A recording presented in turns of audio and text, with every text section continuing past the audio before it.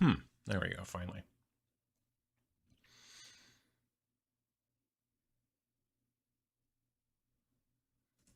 Now we need this to flip over. There we go. Okay. And now we're mostly good. Okay. Pop out the chat. Out with the jive. Okay. Got that, and got that. There we go. I hope you folks are doing well. Let's see here. If I go quiet, I've probably fallen back asleep. Me too, VJ Morph, me too. I'm sleepy this morning. Hope you're doing well. Greetings from Newark, Delaware. Hello from Edinburgh, Scotland. It's windy here today, and I'm tidying my hobby space and building models. Nice. It is, well, it's not currently snowing, but it snowed a good portion of the night, so I have to shovel again. So I'm looking forward to that. Morning from a snow-laden Michigan. Absolutely. I'll be listening while snow blowing. Interesting. Greetings from Cleveland. How you doing? Tepid Tampa, Florida. Greetings from North Carolina, West Midlands. A cold Kleefeld, Manitoba. Negative 27 degrees Fahrenheit, negative 33 Celsius. That's no fun. That is no fun. Yeah, like here it's like 10 Fahrenheit, which is not, awesome, but it's not like that for sure. Recently moved to Ames, Iowa from California, and now understand that too cold and too humid to prime weather. Yeah, oh, for sure, yeah. Also get the Menards and Taco John's references. Well, that's an upside. There you go. So much snow we can't leave our apartment. Well, that's no good. Zionsville, Indiana, snowy Chicago, checking in from snowy South Ontario. Got around 8 inches in mid-Michigan. We didn't get anywhere near that, but we did get an annoying amount. Good morning from the capital of the free world. Well, there you go. How you doing? Let's see here. What else? Good morning from snowy Markham, Jacksonville, Illinois. Whiskey Lucan. I'm going to take your word that that's how it's pronounced, but I like it. Woods north of NYC. There you go. Good morning from the sunny and unseasonably warm Boston area. Nice. Second day we'll hit 50. Wow. You guys got pounded with snow like a month ago or less, and we didn't. So that's, it goes back and forth. Portland, Maine, doing some gloss touch-ups on some varnished minis, and then we'll be continuing all my all-female Space Pirate Space Station Zero crew. Nice. Speaking of Space Station Zero, in case you're interested, the merch store is finally open. So shop.snarlingbadger.com for all of your merch store needs. You want Rat Daddy on a t-shirt? Boom, got him. You want a super cool metal Rain in Hell hoodie? You got that too. You want to rep your favorite indie miniature game company? You could also do that. There's also mugs and all kinds of other things and whatnot. So yeah, launched it yesterday. Shop.snarlingbadger.com, and you can check that out if you're interested. I'll probably bring that up maybe a few more times over the course of the show. I hope it doesn't annoy anybody. I'll try to be not annoying about it. Let's see, painting my character mini for Frostgrave. Nice. East Coast Canada, Denmark, Newfoundland. Excuse me. Tennessee. Always love the show. Makes the hobby social before gaming. Well, nice. I'm glad to hear it. Germany. Delaware. North Texas. Let's see here. Saskatchewan. Always fun to say. Hello from Finland. Middelfart. In Denmark. Let's see. Checking in from the American Airlines Lounge in Miami. Fancy. Hello from Cleveland, Wales. What else have we got going on here? Hamilton, Ontario, painting up some Dark Angels. Nice. South of France. Pleasure to catch you live as always. Well, we're always glad to have you. Is it hobby adjacent to be excited to be working on a Wolfman model kit based on the old Aurora monster models? I mean, You could technically use that in a game. Could just be a giant monster stomping on little humans and stuff. I think, you know. Huntsville, Alabama. Lots of great Warcry stuff. Looking forward to going over it. Yeah, I don't. The two forces initially, I was like, yeah, I don't like either of those, which is weird because the last box I liked both the forces. I'm warming up to the weird vampire guys a little bit. I'm warming up to them, but we'll talk about that. Did you see my comment about a step-by-step video on your enamel wash process? Would be awesome, as I'm still sucking at it. I did that, didn't I? That's what I did. The video about what's his name? The little the space dwarf from Archvillain. That was a tutorial, kind of. That was sort of a like, you know, I covered this and then I waited for it to dry and then I wiped it away and that kind of stuff. Or what? Maybe there's more to it than that that you're looking for. But yeah, I did that video a month and a half ago, maybe, I think. I did a Pachow in the Friday video about it, but let me know if that's not what you're looking for. Fiddling with miniature furniture here in QLD. Nice. Busy kit bashing old Cadians and Stargrave troopers for corporate security figures for 5 parsecs from home. I like all those words. That's awesome. Nice. Kent UK, first time I've caught you live. I've been getting the hang of getting in hobby time around looking after a newborn. From what I understand, it's not easy. Yeah, I have not had a newborn, so there you. But yeah, I get you. BF Bulldog, how you doing? Caught the irregulars a day late and immediately windmill slammed the buy button on Rat Daddy shirt. Nice. It came in yesterday and I'm stupid excited to wear it everywhere. Nice. That's good to hear. Yeah, they've been shipping pretty quickly lately. So that's really, at least, I mean, probably in the States. I don't know. Like they have facilities also in other countries as well. So that's cool. That's one of the reasons that we're using the partner that we're using. And it's the same partner that I'll be using for when I get the Tabletop Minions store also set up, so that'll be cool.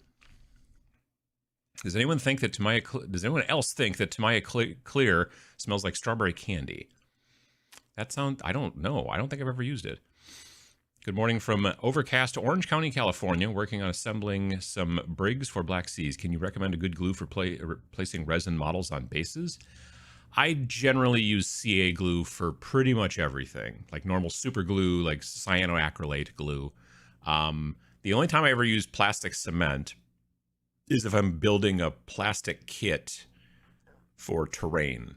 Then I will generally use plastic cement. For normal models and stuff like that, I almost always use like CA glue. The CA glue that I like to use these days is made by Monument Hobbies, actually. They call it Pro Affix or Pro Affix. Yeah, anyway, it's nice. It's good stuff.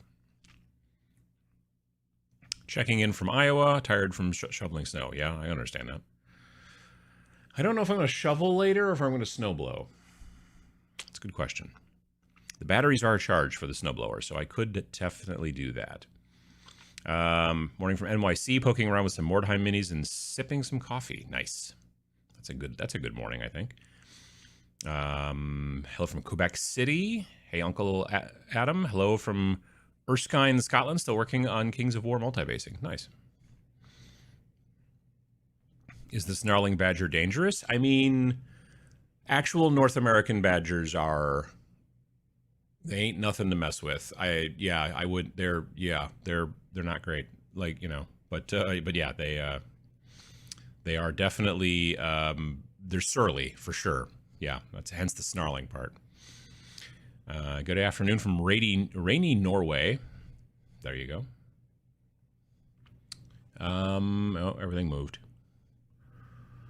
I gotta get new glasses. You can tell when I'm like this close to the screen and I have to push my glasses up so I can see through the bottom part a little bit better because they're like no line bifocals. I gotta get new eye scan and the whole deal one of these days. Sort of soon. Fiercest of creatures, snarling badgers. There you go. Good morning from Saskatchewan. There you go. Sweden, a bit irrelevant. What do people think about the epic Napoleonics from Warlord and historical wargaming in general? I'm not a big historical guy. And I'm not familiar with the epic Napoleonics. Greetings from the Philippines. Currently scratch building a tower for Frostgrave. Nice. We got about 4 or 5 inches of snow Tuesday night, but it's pretty much gone now. Morning from Rhode Island. Priming up some Aeronautica Imperialis Tau while the weather is relatively nice. Nice. Hello from Kuala Lumpur. How you doing? Hello from Dayton. First time catching you live. Doing final prep for running out first big Warcry tournament. Cool.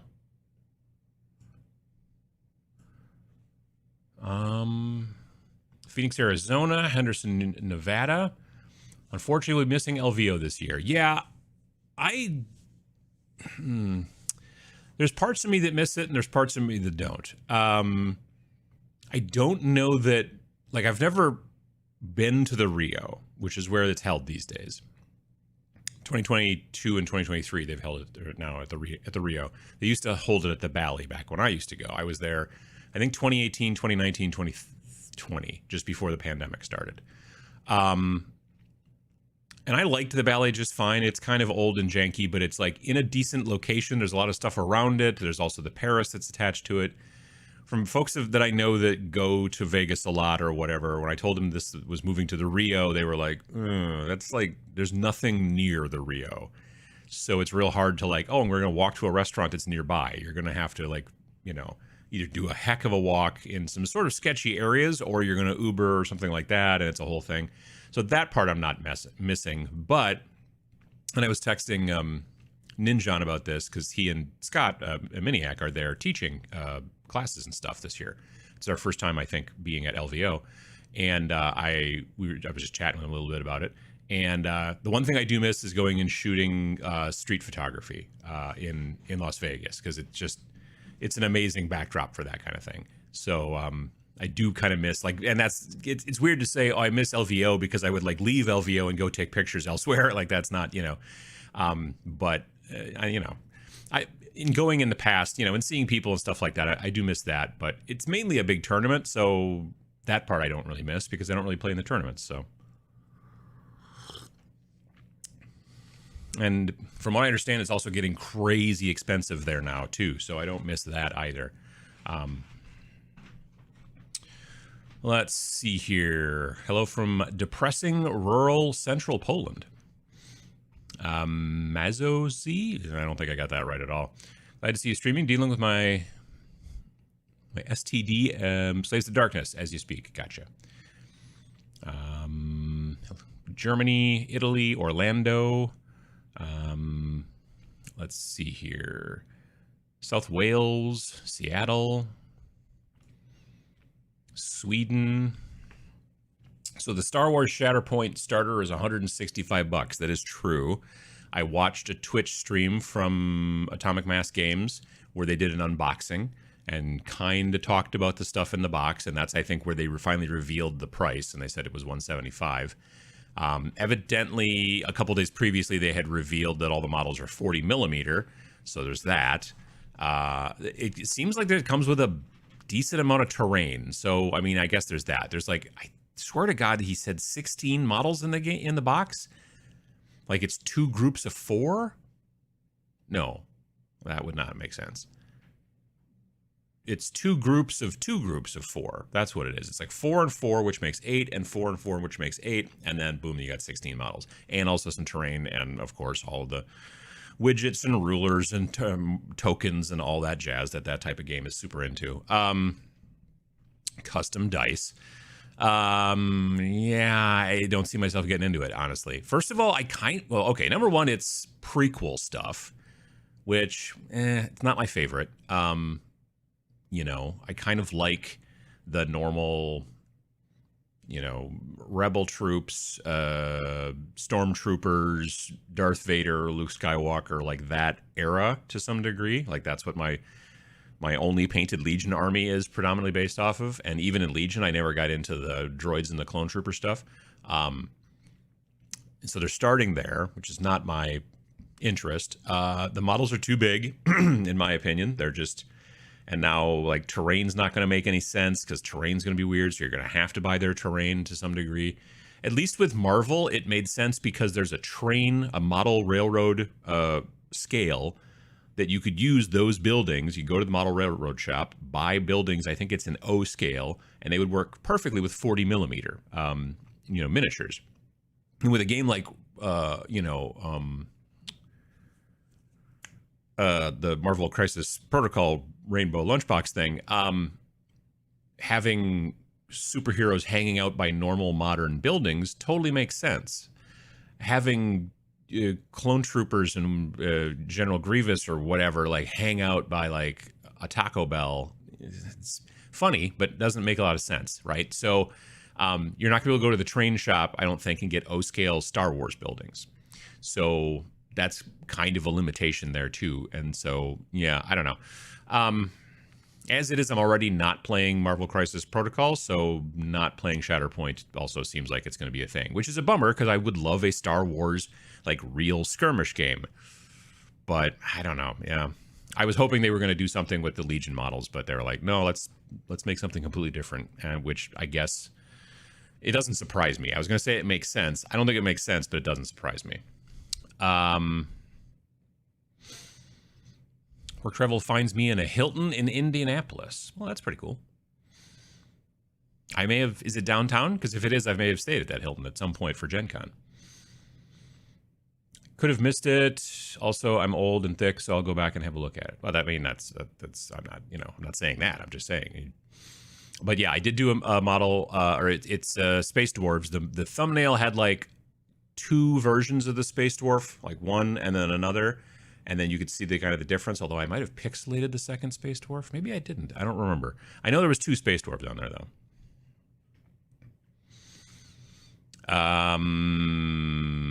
Let's see here. By concentrating slowly on languishing projects the last couple of weeks, I've managed to complete 20 miniatures towards my yearly hobby goal of 100 miniatures. Nice. You're like way ahead. Nice work.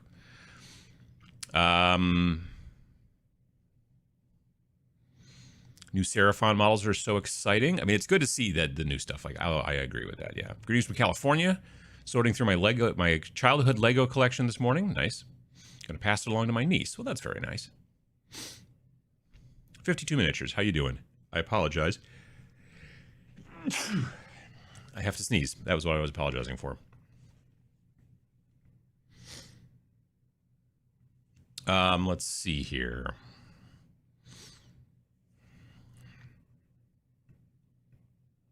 You always use 2-part epoxy if it's really big? Sure. Tamaya paint smells delicious. I just recently got some panel line accent color, which is it's a Tamiya thing. I'm 98% sure. And when I took it out of the package, I'm like, oh, geez, I think it leaked because I could smell the enamel smell. And it's weird because it's mostly gone away, but like at the time, like it hadn't leaked, but I could really smell the enamel. And now it's mostly gone away and I don't smell the enamel. So I don't know what that's about.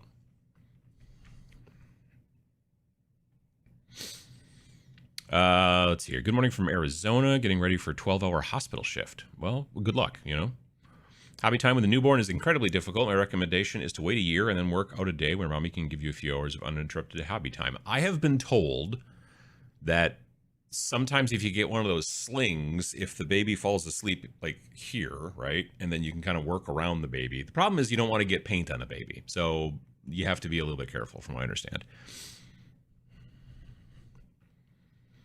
But again, I don't know nothing about birth and no babies or nothing like that. I don't have any of that kind of background. Let's see here.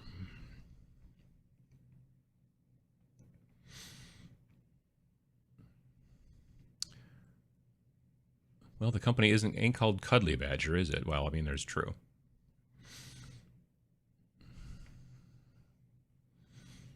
Bought our first snowblower after moving to a new house with a massive driveway, and my shoulders are very thankful after this morning. Yeah, a snowblower is kind of nice. Like, we don't have a long driveway, but we have a lot of sidewalk. So, hey, from the French Alps, how you doing? Flint, Michigan. Just took a look at the Shatterpoint contents, some terrain and 20 figures. That's really good worth. That isn't really good worth. I thought it was 16 figures. Oh, maybe it's 20. Oh, that's right. Some of them are grouped up on... Yeah, you're right. Some of them, that's the other thing too, is that some of them are like 3 dudes on a single base. And I'm like, that's not what I want out of a skirmish game either, but what are you going to do? It'll probably sell just fine though. Greetings from Hastings, UK, painting orange-skinned gobos. Nice. Sun Prairie, how you doing? Snowy Toronto, Canada. Hello from Spain. Steve says hello from the LVO. How you doing? Hope you're doing well. Hi from sunny Halifax, Nova Scotia. Just gluing tufts on Necron bases. Nice. The Rio is horrible. They had a case of Legionnaire's disease a few years ago. I mean, just about every hotel gets that eventually, I think, don't they? The bad thing I heard about last year, not this year so far. I haven't heard anything particularly negative this year. But so far, but we'll see. Last year the issue was they only had like 2 restaurants open in the entire place. Again, this is like the reason I didn't go in 2022, because I had tickets to go in 2022, and at the last minute I was like, no, because the numbers, if you go back and look at late January 2022, look at the COVID numbers, they were the highest they'd ever been. They were just like crazy. And I was like, yeah, I don't think I feel like getting on a plane right now. Thanks. So I didn't go.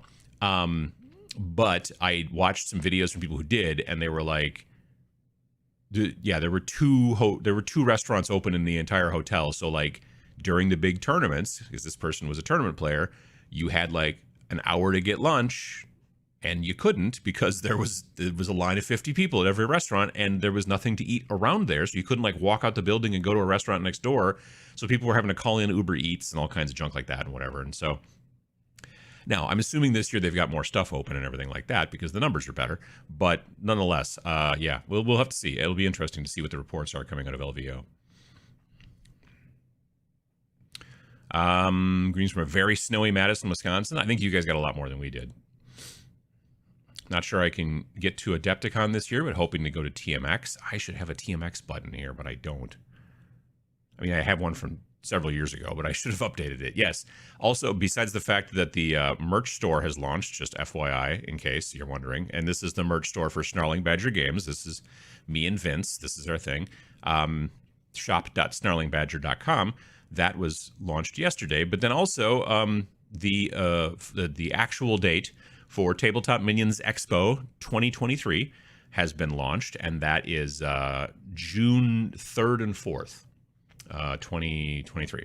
So 6-ish months from now. So if you go to tabletopminions.org/TMX, you can find out a little bit more. I will try to get my stuff together and hang on. I don't know if I can I fix this? June 3, 4, 2023. Will that do it? Nope. Okay, I don't know what I'm doing now. I'm drawing on the screen somehow. So we're going to go, it's June 3 and 4, 2023. Perfect. Very professional. All right. And that's down. Let's mark this off down here too. Anyway, but if you go to tabletopmillions.org, you can find the information there. It'll be great. I'll make a new one of these that actually has the right information, hopefully in time for the next episode. So we got that going for us. So yeah, if you're interested, and what Tabletop Minions Expo is, it's very small. It's a very small little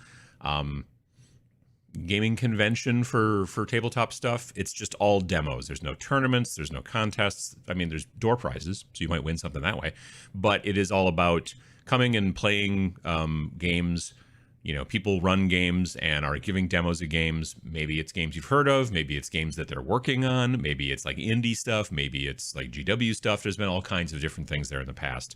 So if you get the chance and you're interested, take a look at that website. And there's information there.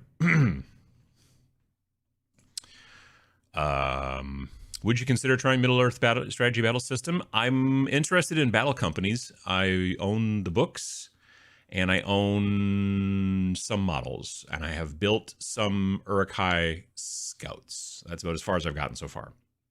I also have some Lake Town houses, the little plastic kits, which I bought years and years and years ago. Oh, and I have some ruins of Osgiliath, or whatever they used to call it, but now it's just like Middle-earth ruins. I have some of those as well. So maybe. Have you discussed the OGL and how Wizards of the Coast have backed down? I mean, it's not really my area. Like, I've been paying attention to that stuff, of course. I know a lot of people freaked out. In my mind, the answer is don't play Dungeons and Dragons. Go find a different, like, keep using the same story that you and your,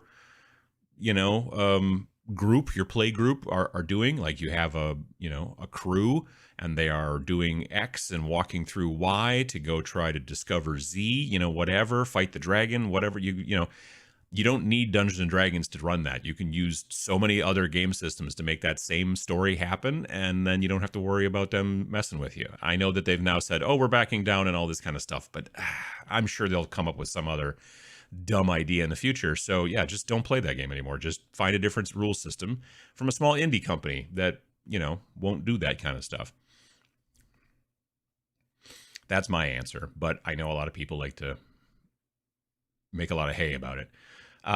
Let's see here. Did they find the guy who stole the Vulcan horse minis from the LVO lobby? I haven't heard they have. Caleb Wissenbach, who's a guy that I know, he's a pro painter. He had his Table War case with, was it Vulcan? I know he had the Horus mini. Maybe he had Vulcan as well, but he also had the Angron, the new Angron mini in there. And he left it in the GW store area of the vending area, and someone stole it out of there. And so that sucks. That sucks a lot. Let's see here. Hello from Ohio. I haven't caught one of these live in a while. Well, glad to have you. GW knows how to tempt with those Commissar made-to-order metal minis. However, I tell myself that the new Astra Militarum models are cheaper and make for a fun kill team. Sure, I can see that. There was talk about Otlights in the irregular stream last week. They are frequently discounted at Joann Fabrics, online and in their stores. There are many models of lights too. Yeah, for people were asking about the lighting that people will use. Like if you saw any of the video that came from VincyCon when we were at Vince's place, each of us had like one of these kind of little foldy lights that's like daylight balanced, and it's good for crafts and stuff like that. And it's called Otlights. It's like OTT. And lights is spelled L-I-T-E-S. And you can get them a lot of places. And Joann Fabrics evidently has them discounted, and they're real nice. They're good for if you're looking for something to set on your table and keep, nearby to really like light up your model so you can see a little bit better. As I get older, I need more light.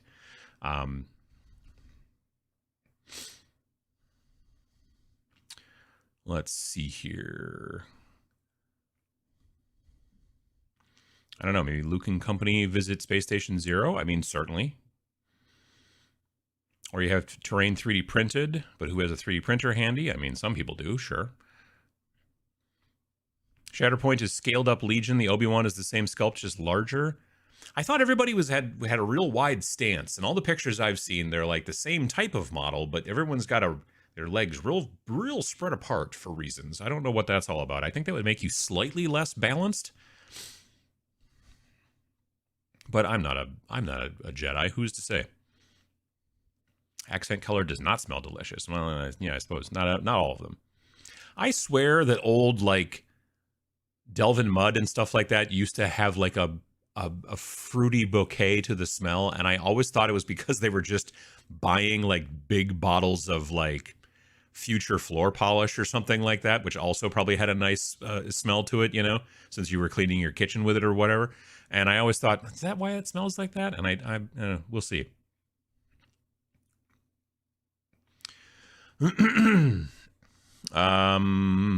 Let's see here.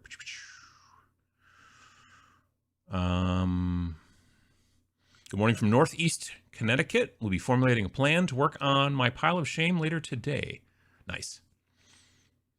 I'll probably play and teach Shatterpoint along with Crisis Protocol at my LGS, but not own it. I have plenty of Legion stuff at this point, not even using those models for Legion, but for an RPG. Well, there you go. TMX, the venue isn't taking reservations yet. Huh, maybe they just don't take them out far enough. I'll have to reach out and find out. And then when they say this is when we'll start taking reservations, I'll try to update the website. I did not realize that. That's good to know, though. Let's see here.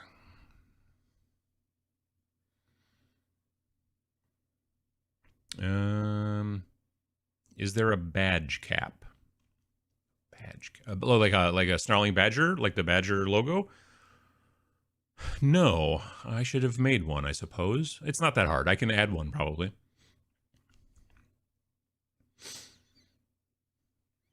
How is your Adepticon display piece coming? It's not, because I don't have an Adepticon. It's for Nova Open, which is in DC, Washington DC, instead of, yeah, I'm not working on, I don't want to enter any kind of event at Adepticon, because like if I was entering an event at Adepticon, it would be Golden Demon, and those people are like, yeah, I don't paint anything like that. No. No, I'm working on a piece for what they call the Capitol Palette, because it's in Washington D.C., which is the capital, and it is the Nova Open, and so that's in like August. So I've got way more time. Like, yeah, if it was a situation where I was trying to enter something at Adepticon, that would suck. Yeah, I'm amazed by the amount of work that goes into the stuff that people do for Golden Demon and all the other different events that are now also happening at Adepticon, like the Resin Beast or whatever they call it, Resin, whatever Creature Caster, they have their own. I think there's a painting competition put on by the Marvel Crisis Protocol folks. I think there's a couple other ones as well.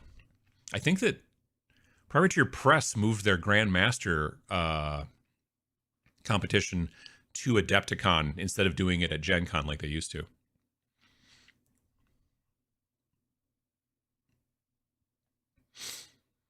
Someone give me a link to that merch. It is shop.snarlingbadger.com. Are there going to be stickers, patches, or dice for either Badger or for Tabletop Minions? There will be stickers maybe down the road for Snarling Badger. I'm not sure on that. But I will have patches and dice on the Tabletop Minions store when it launches. And maybe stickers. I'm not sure on that, but definitely dice and patches. The dice and patches are already manufactured, so yeah. This is the first year I committed to watching LVO streams. Not sure how cool that is, but I've enjoyed it and gotten a lot of painting done. Well, that's cool. Let's see here. Should take a group picture with everyone snarling. This is why you're the graphic designer by trade. Absolutely. No, for sure. Let's see here. Better than all the sports broadcasts when they write on the screen. Well, I mean, it should have been in like a yellow then if I was going to be like a sports broadcast. Eric says, I left 40K 3 years ago when my daughter was born, hung on to my Marine statue because of your painting a bronze statue video that I saved way back and pulled it out and painted some awesome object. Well, that's pretty fun. Nice. It's always nice to be able to pull that stuff out and paint it later on if you want to. Absolutely. RuneQuest and Dungeon Crawl Classics are some great RPGs. I'd buy RuneQuest models in a second. Nice. Sword Weirdos? Well, Sword Weirdos isn't an RPG, but it's a miniature game. I don't have access to it yet, but I've watched Old Hammer. I think it's Old Hammer. I watched a battle report that he did because he's got a beta playtesty version, I think, of Sword Weirdos, which is pretty cool. Some people, the name brand for RPGs is D&D, and other systems are off-label brands. I personally like many RPGs. Yeah, I know that. I am trying to change that, not within RPGs, because that's really not my wheelhouse, but, there's a lot of people out there that are like, oh, so you play Warhammer? I'm like, well, I play, miniatures and stuff like that. And it's like Kleenex versus tissue. You know what I mean? Like, it's like, oh, if what kind of, it's like when people are down in the south part of America, got a bit of a throat thing today. In the southern part of America, you go to a restaurant and they ask you, do you want a Coke? And then you're like, yeah. And they're like, what kind? And you're like, Pepsi. Or, you know what I mean? Like, Coke is the name of soda, but it's not, you know what I mean? Kind of like that. And so for a lot of people, they're like, oh, well, the only thing out there if you're going to be playing with little toy soldiers is Warhammer, and that's what you do. And I have been for a while now trying to tell people that's not the only one, so just FYI. And it's the same way with D&D. Assembling some Horus Heresy heavy support dudes. Nice. Oh, everything moved again. Dang it.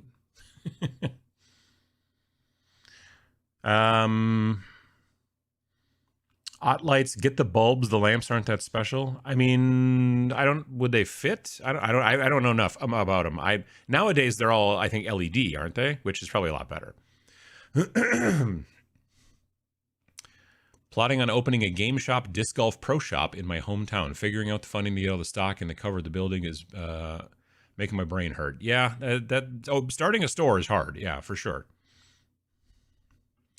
Are Adeptus Arbites part of Astra Militarum in terms of list building, or are they their own thing? I have no idea. No, I have no idea. Like, I saw those new models. Excuse me. Where's the button? There's the button. And if I was to go to here, there we go. Okay.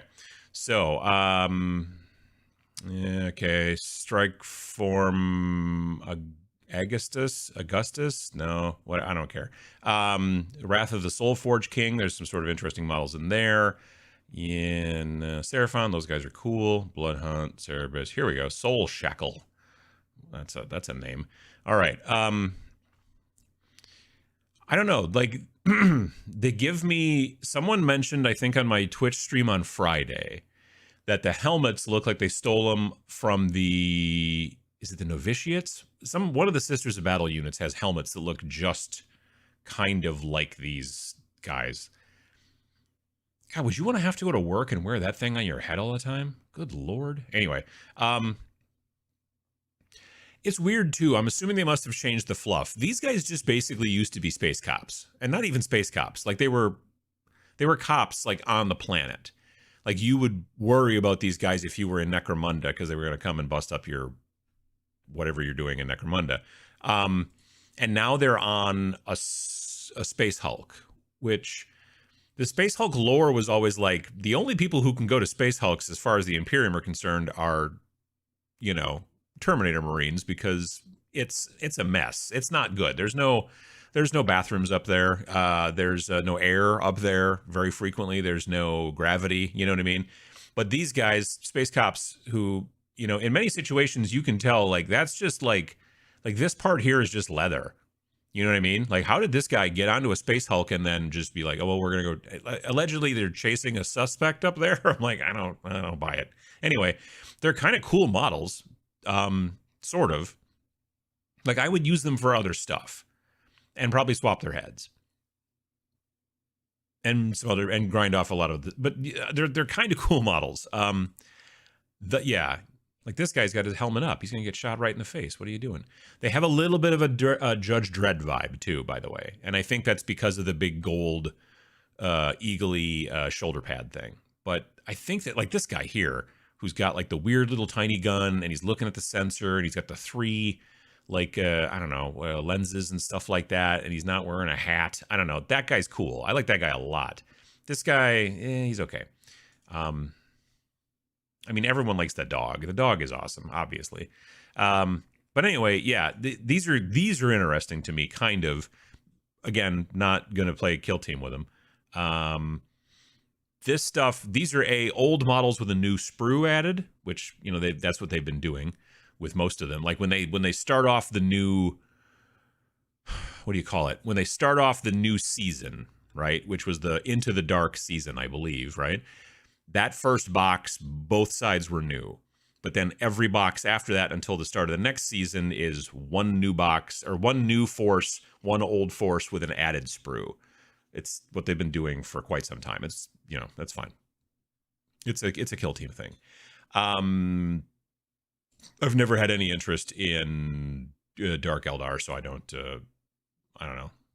That guy looks mean, and he's got something stuck up his nose, so that's something. These models are kind of old, I think. But again, like, some new sprues, so that's cool. Yeah, so I don't know.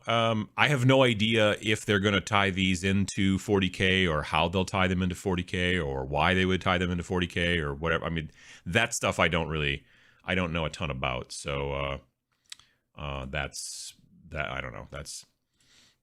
I mean, they'd be smart to do it, but if you think about it, like, I saw someone just recently talking about how they're building an entire army of Death Corps of Krieg, and I'm like, there's one box of models. Like, that's they haven't made anything else since that Kill Team, right? Like, you know, which is 2 years ago, a year ago. I don't know. It's a long time ago. It's summer of 2021. Let's just say that. And that's when the new Kill Team came out, Octarius, and it had Deathcore of Krieg and those Orc Commando guys. And so if you're going to build an entire 2,000 point army of just Deathcore of Krieg, like, you're just going to have the same 13 people or whatever over and over and over and over again in your army. I don't know. It's interesting, though. I wonder about it. Let's see. Any luck with the Turnip 28 skirmish game? Swill is the Turnip 28 game, and I don't think it's out yet.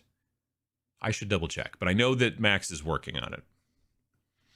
So I watched the vid the other day where you dirtied the Nurgle model. Yep.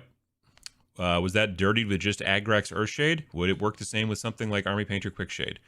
That Nurgle model was done with enamel wash, which I think I mentioned in the video. But yeah, no, that was in that Nurgle model that was in there, that Nurgle Terminator, whatever, was, like, again, just painted flat, just normal block colors. And then I covered it with enamel wash.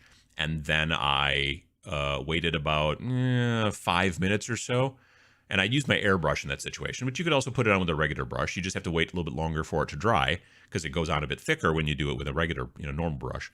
But yeah, you just wait for it to start to kind of dry, but not get super crazy dry. You don't want to wait like a day. You want to wait again, like, about 5 minutes if you're using your airbrush. And if you're putting it on with a regular brush, maybe wait about 20 minutes or so.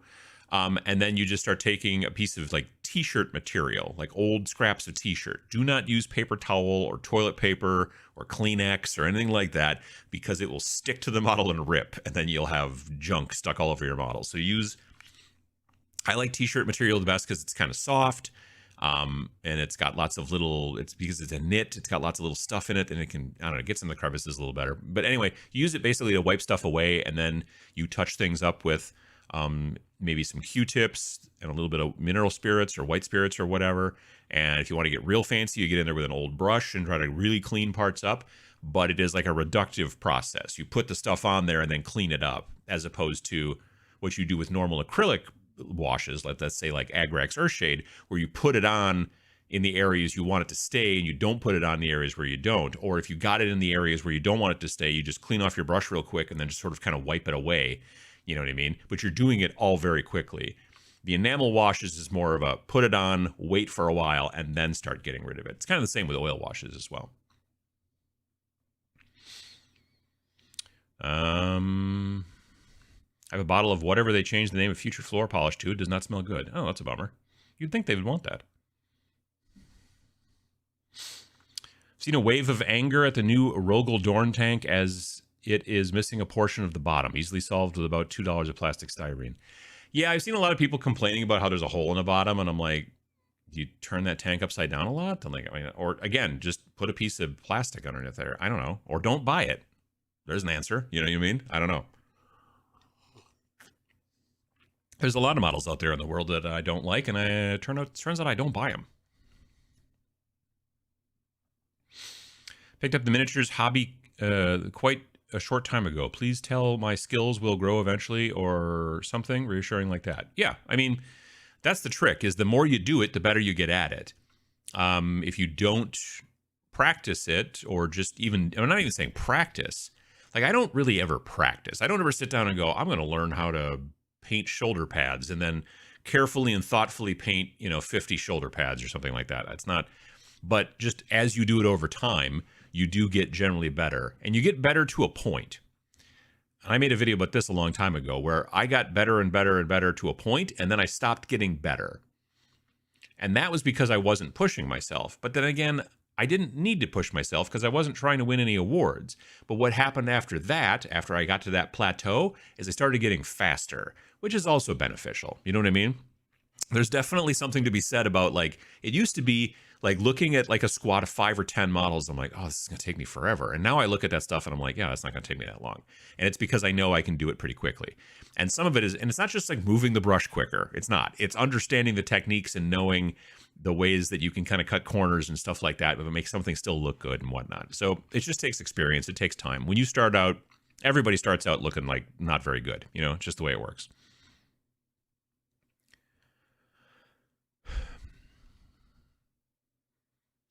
They said to call back in April.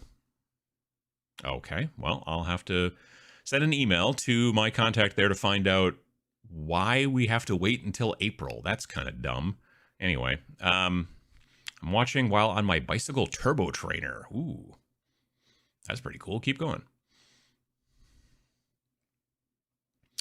Attendance cap for TMX. Sorry. I mean, so 2019, before the pandemic, we had, I don't know, 85 people. It's not very big. It's pretty small. Last year, it's a rebuilding year. Last year, we had, I think, 45 people, you know. So now, to be fair, I didn't even start talking about it until post-Adepticon last year because I wasn't sure what was going to go on. You know, everything was all in flux.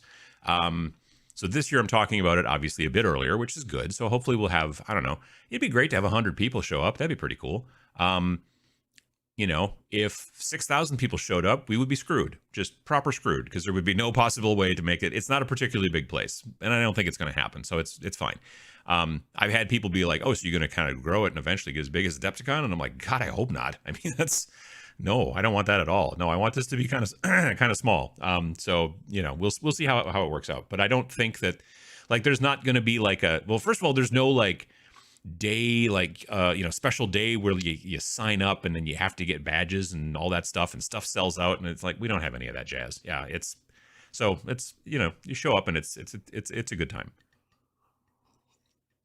Now we're talking about having some classes with Vince and potentially Sam and who, I don't know, maybe other folks too.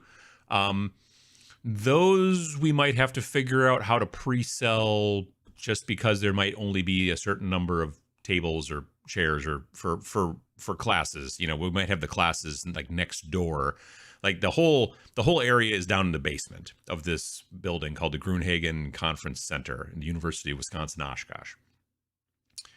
And there's a little not side building, like a little side room that's off of the main room that we're in, and we might have classes in there. And if we do, then if we're gonna charge extra for those classes, because we got, you know, you want Vince or Sam or whoever to make money off of this. If they're gonna sit there for hours and teach people to paint, then we might have to figure out some sort of system for that. And I haven't really thought crazy hard about it, but there's options. But for the actual just like attend and it's totally chill.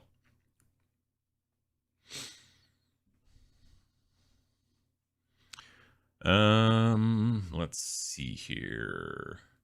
While I'm getting a Space Station Zero shirt, I'm fond of the Raglan 3/4 baseball sleeve shirts. I may be the only one. I don't think I saw those in. Well, I'll have to go back and look. I don't remember. There's like a lot of different products that are available to use, but I don't remember seeing one of those. Weird. I'll have to look again.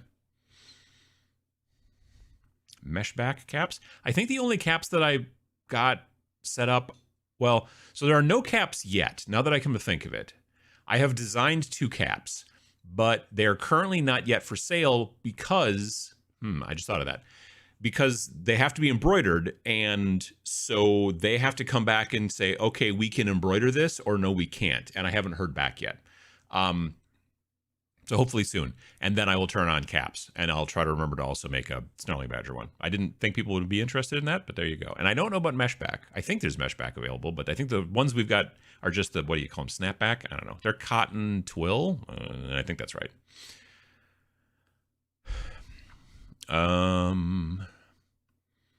Vince's video from 2022 about Golden Demon is very instructive. No time soon. Yep. Tabletop Minions dice would be cool. They are cool. Like I said, I got some produced. When did I get those done? I think end of 2021, and they've just been sitting in a box because I've got to get the store built.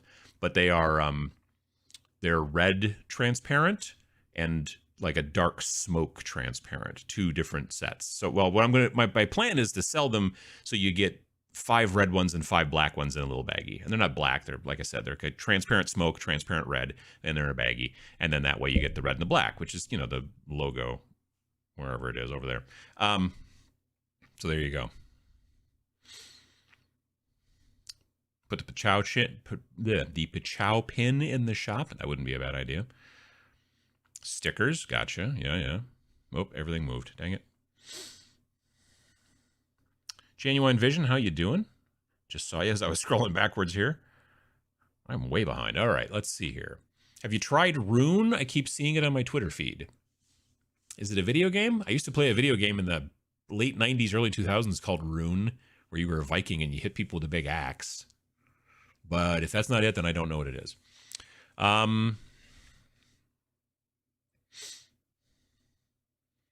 Let's see here. I've lived in the South all my life. The thing about Coke and soda isn't true. I've always heard it's true, but I've only been to the South a few times.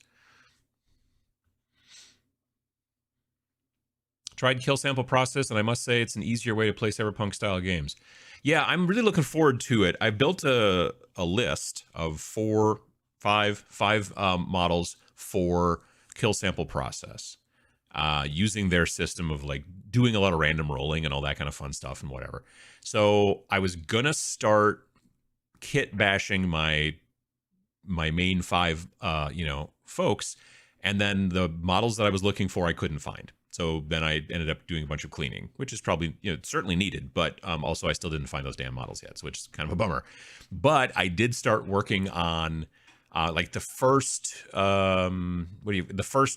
scenario that's in the book. You go up against 3 gangers, and then after several turns, a couple of like basically police drones show up, which are basically robot cop kind of things.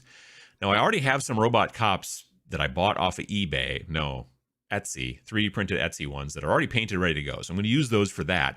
But the gangers, I was like, well, what am I going to use for gangers? And you need 3 of them, and they give you a choice of 4 different types of gangs. Excuse me. And one of the types of gangs, they're called troglodytes. And they are anti-technology. They want things to go back to the way they were before all the cyberpunky shenanigans. So I'm going to maybe do a video about them because I'm kit bashing them. And I'm using Gretchens, like the Grots or whatever, like those bodies. But then I'm putting Frostgrave cultist heads on them. So they're just going to look like tiny, and I'm going to paint them like flesh tones. I'm not going to paint them green. I'm going to paint them, like my color and like darker skin and like whatever and all that kind of stuff. I just don't like to have everybody the same skin color when you're painting like a group of people. It just seems weird. So, have some different varying skin tones, but, not green, I guess is the point, which is going to make them look like just weird little tiny people, which is going to be like with big feet. And I don't know. I think it's going to be fun. But that is some of the work I got done on my kill sample process stuff. But the other models that I want to use are all from Monster Fight Club. They've got that skirmish game that's based off the Cyberpunk Red RPG. And I bought a bunch of those models at Gen Con 2 years ago, 2021. And I had them in this drawer. And then I think I took them and used them somewhere, not like as models, but maybe for photography or something like that. I don't know but I don't know where they are now. So there's like one of those, they're like a little clamshell kind of thing. One of them is still in that drawer, but all the other ones that I bought aren't, and I don't know where I put them. So this is my life. In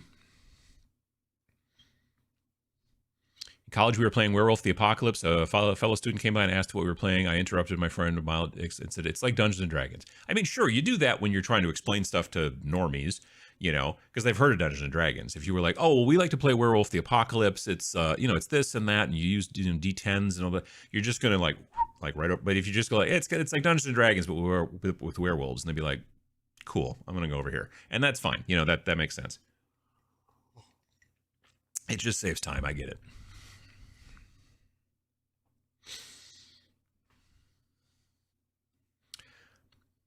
Arbites come under the Imperial Agents umbrella, or at least they used to. So that, yeah, I guess that's okay. That makes sense. Judge Dredd, Space Cops. Just seemed like a nonsense excuse to include them in a box set. Yep, that's what I feel too. Yep. Leather is going to hold up real well against Gene Stealer claws. Also true. Arbites are 100% Judge Dredd in space. Yeah. Kill Team boxes to me are always one team I really like and one team I don't. I end up just buying them separate and needing the book. Doesn't work for me. Yeah, I can understand that. Good cyber doggy, indeed. Fair number of early Rogue Trader minis were repurposed sculpts from Judge Dredd. GW had the license but lost it. This explains why some GW things with long histories are quite dready. Yeah. I mean, Judge Dredd's really cool, too. I can understand that. Never been a fan of the Eldar tube up the nose look. It reminds me so much of Dune. A little bit. You know what I mean? Was it super glue you got stuck up your nose? Because everyone totally watched that. It was, well, it didn't go up my nose. Well, maybe a little tiny bit did. Just, it wasn't that bad. Okay. People have asked me about in that video where I was like, and then I used to not clean the tip of the glue or whatever off of my super glue before putting the cap back on. Now I do that. And there's a really good way to do it, which I'll get to in a second. Anyway, so sometimes it would get plugged up. And the way I would always tell was whether it was plugged up or not is if I held it near my nose a little bit and just squeezed it a little bit, if I could smell glue coming out, then I knew it was open. But if I couldn't smell glue coming out, then I knew it was plugged because there was no glue-scented air being blown out as I was squeezing a little bit. But also, normally, the bottles sit on a table on their bottom. So if you pick it up and you get a little bit of air, and you're like, okay, that's open. You don't have to get a pin and get in there and mess around with it, all that kind of stuff. But that bottle I had brought to the studio, and it had been in the car and probably been on its side and upside down and all that kind of stuff. So when I did squeeze it, there was probably some of it actually in the little nozzly bit, and it did, like, I felt it hit my nose. I don't know that it went inside. Like, I didn't, like, glue my nose hairs together that I know. I don't think I did. But it was surprising. But it was because it had, like, laid down in the car. It never causes trouble for me at home because the bottles always stay, you know, right side up or whatever. The trick to cleaning the bottles and making your gluing way better is to just, every time you go to put the cap back on, just have, like, a piece of, like cellophane, like when you unwrap like the shrink wrap off of like a box of miniatures you get or something like that, save it someplace within arm's reach near your hobby desk, because then you take the nozzle and just before you put the cap back on, you take that piece of cellophane and you just kind of do this and just pull off this and then put the cap on. If you don't do that, there will be glue on the cap, or sorry, on the nozzle. You'll put it inside the cap. Now it'll be inside the cap. And eventually you'll get to this point where you're like, I can't get the cap off because it's all glued in there and it's a whole pain and there's chunks all over the place and you're trying to whittle it away with a hobby knife. Just wipe the nozzle before you put it back into the cap and you'll never have that problem again. Now, again, don't use paper towel or toilet paper or Kleenex because it'll just stick to the glue. That's why you want to use the cellophane stuff. And you just... whatever, you just go and just, yeah. And it's great. It works awesome. Like I've been using this bottle of glue that I've got right now probably for the last month and a half. It looks like I just opened it. Like the nozzle is completely clear. So there you go. There's your freebie.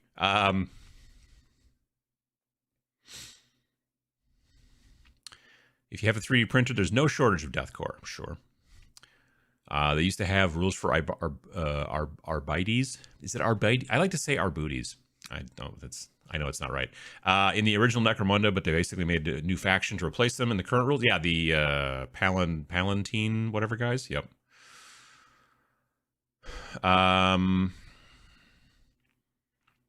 Let's see here. I could use the Arbites for my Space Station Zero or Stargrave games. They would be great security forces. I mean, sure. Yeah, I could see that. Yeah, absolutely.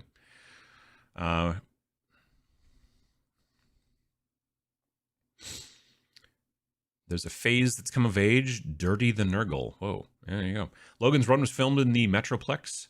Fort Worth Water Gardens can be seen at the end of the show. Interesting.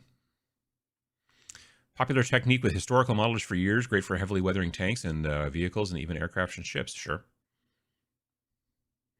Tank with no bottom is another perfect example of nerd rage. Yeah, yeah. Don't buy it is a solution that many need to use. It's changed my hobby spending greatly. Yeah. Best advice I ever got for learning the drums, hit it, then hit it again. I mean, sure. Makes sense.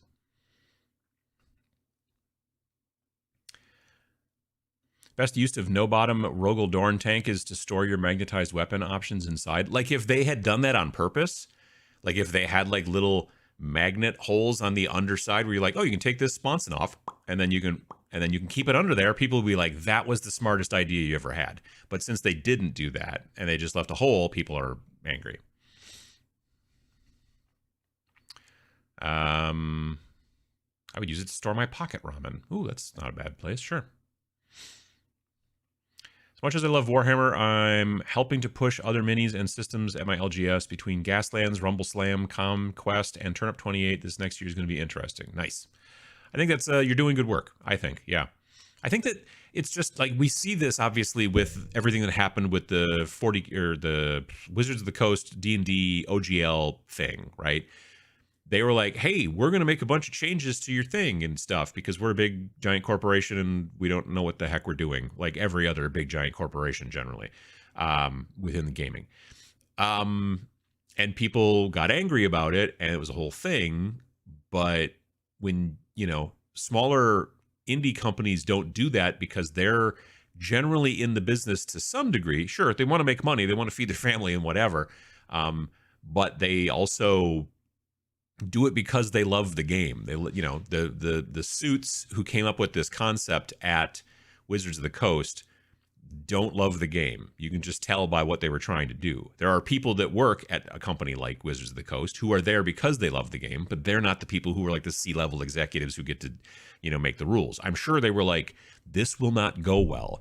And then the C-level executives were like, well, my paycheck in comparison to your paycheck says I know what I'm doing better. So there you go. Well, that guy probably didn't get fired for this. You know what I mean?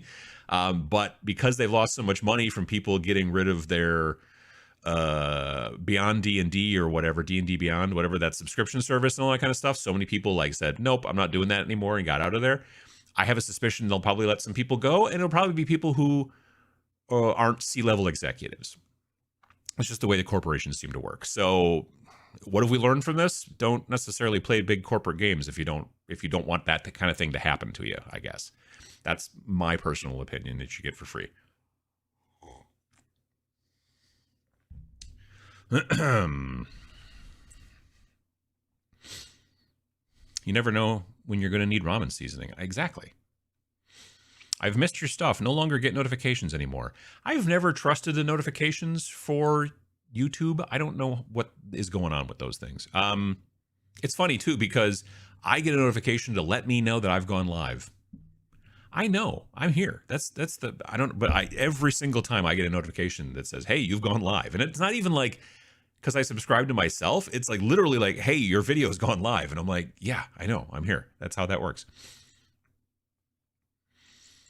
I love Grunhagen with some bratwurst and beer. I mean, you're not wrong.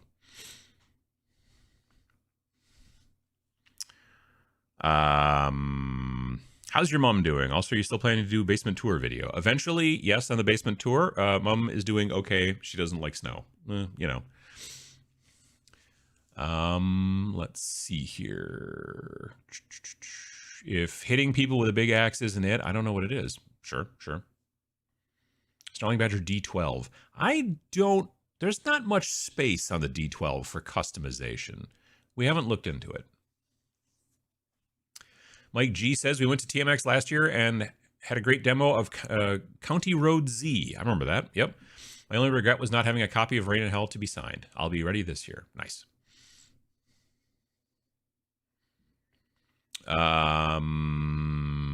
Let's see here. If you look closely at a Rhino, it has 4 power plants, and the track arrangement would clog with mud in no time, but whatever. I mean, sure. I lived nearly dead center of the country, and I've heard Coke, soda, and pop used as terms for any particular carbonated beverage, and heard people say one of those terms to then specify actual flavor. I think generally around here it's called soda. Well, that's what I call it, at least. First time catching the stream, just wanted to say thank you. When I first started, I was terrified to start painting, and your beginner miniature painting techniques that work was a huge help. Well, good to hear, Nick. Absolutely. I mean, that was the point. That was the idea. I'm glad it worked. The Arbites are wearing bioengineered dragon skin leather. Oh, well, that must be fancy. But I may have just made that up. That does sound fancy. Always wipe your nozzle when you're done with it. It's true. It's true. The dogs are biteys. And the soldiers are BTs.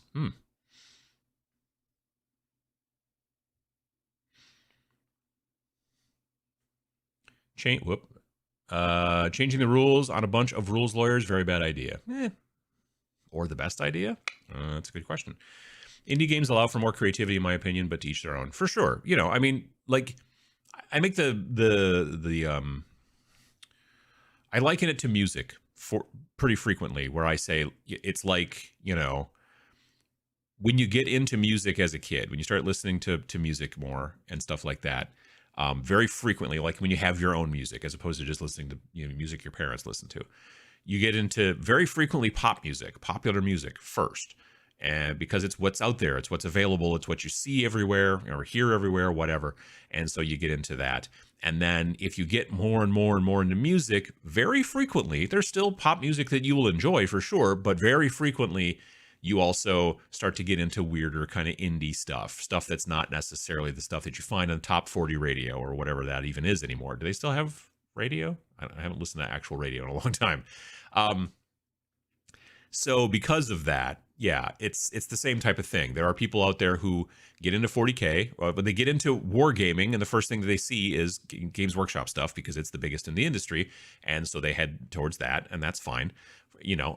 But some people just stay that way the entire time, and that's also fine. But other people are like, look, that's cool and all, but what I really want is to have this happening in a game, or that happening in a game, or less of this, or less of that, or whatever, and they start looking towards indie stuff, and I'm a big fan of that, personally.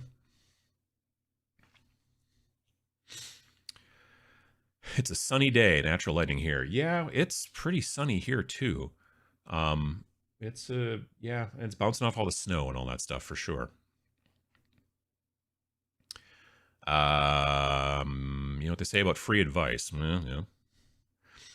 That reminds me that I've been trying to get people into Gaslands for a couple years now. Haven't gotten anyone to try it out yet. See, Gaslands, especially, like, well, it kind of depends. Like, if you go to the game store and everyone's there to play miniature games where they shoot each other and they're little dudes, it might be hard to get them to do the Gaslands thing. But there's other places that sometimes it can work out pretty well. Gaslands is a game that generally people are like, I'll give this a try. Sure, I like Matchbox cars. Why not? You know what I mean? Like, that's fun.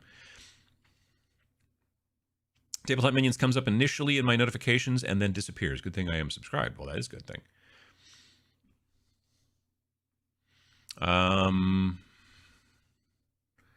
Let's see here. Are there any solo player games like Kill Team? Well, as a matter of fact, so we made, when I say we, I mean me and Vince Venturella, also YouTube's Vince Venturella here on the YouTube. He and I started a company called Snarling Badger Studios, and we've made some games. And our first game was called Rain in Hell. And that one's not solo player, but there is a solo player expansion for it called the Oculus Spear. If you just go to snarlingbadger.com, you can find that. But then we also made a sci-fi game 2022, called Space Station Zero, which is designed for solo play and co-op play, but then also can be, without an expansion or anything like that, also be played against. If you want to play against your friend, you can do that too, but you can also play co-op or just by yourself. But there are other games out there that are doing solo as well. 5 Parsecs from, is it 5 Parsecs from Home? 5 Parsecs from, yeah, I think it's 5 Parsecs from Home. That one is a sci-fi one. There's 5 Leagues from the Borderlands. That one's a fantasy one. There's plenty of games out there that have got solo expansions or have got solo built-in rules and stuff like that in the kind of more indie skirmishy kind of market. Yeah. So there's plenty.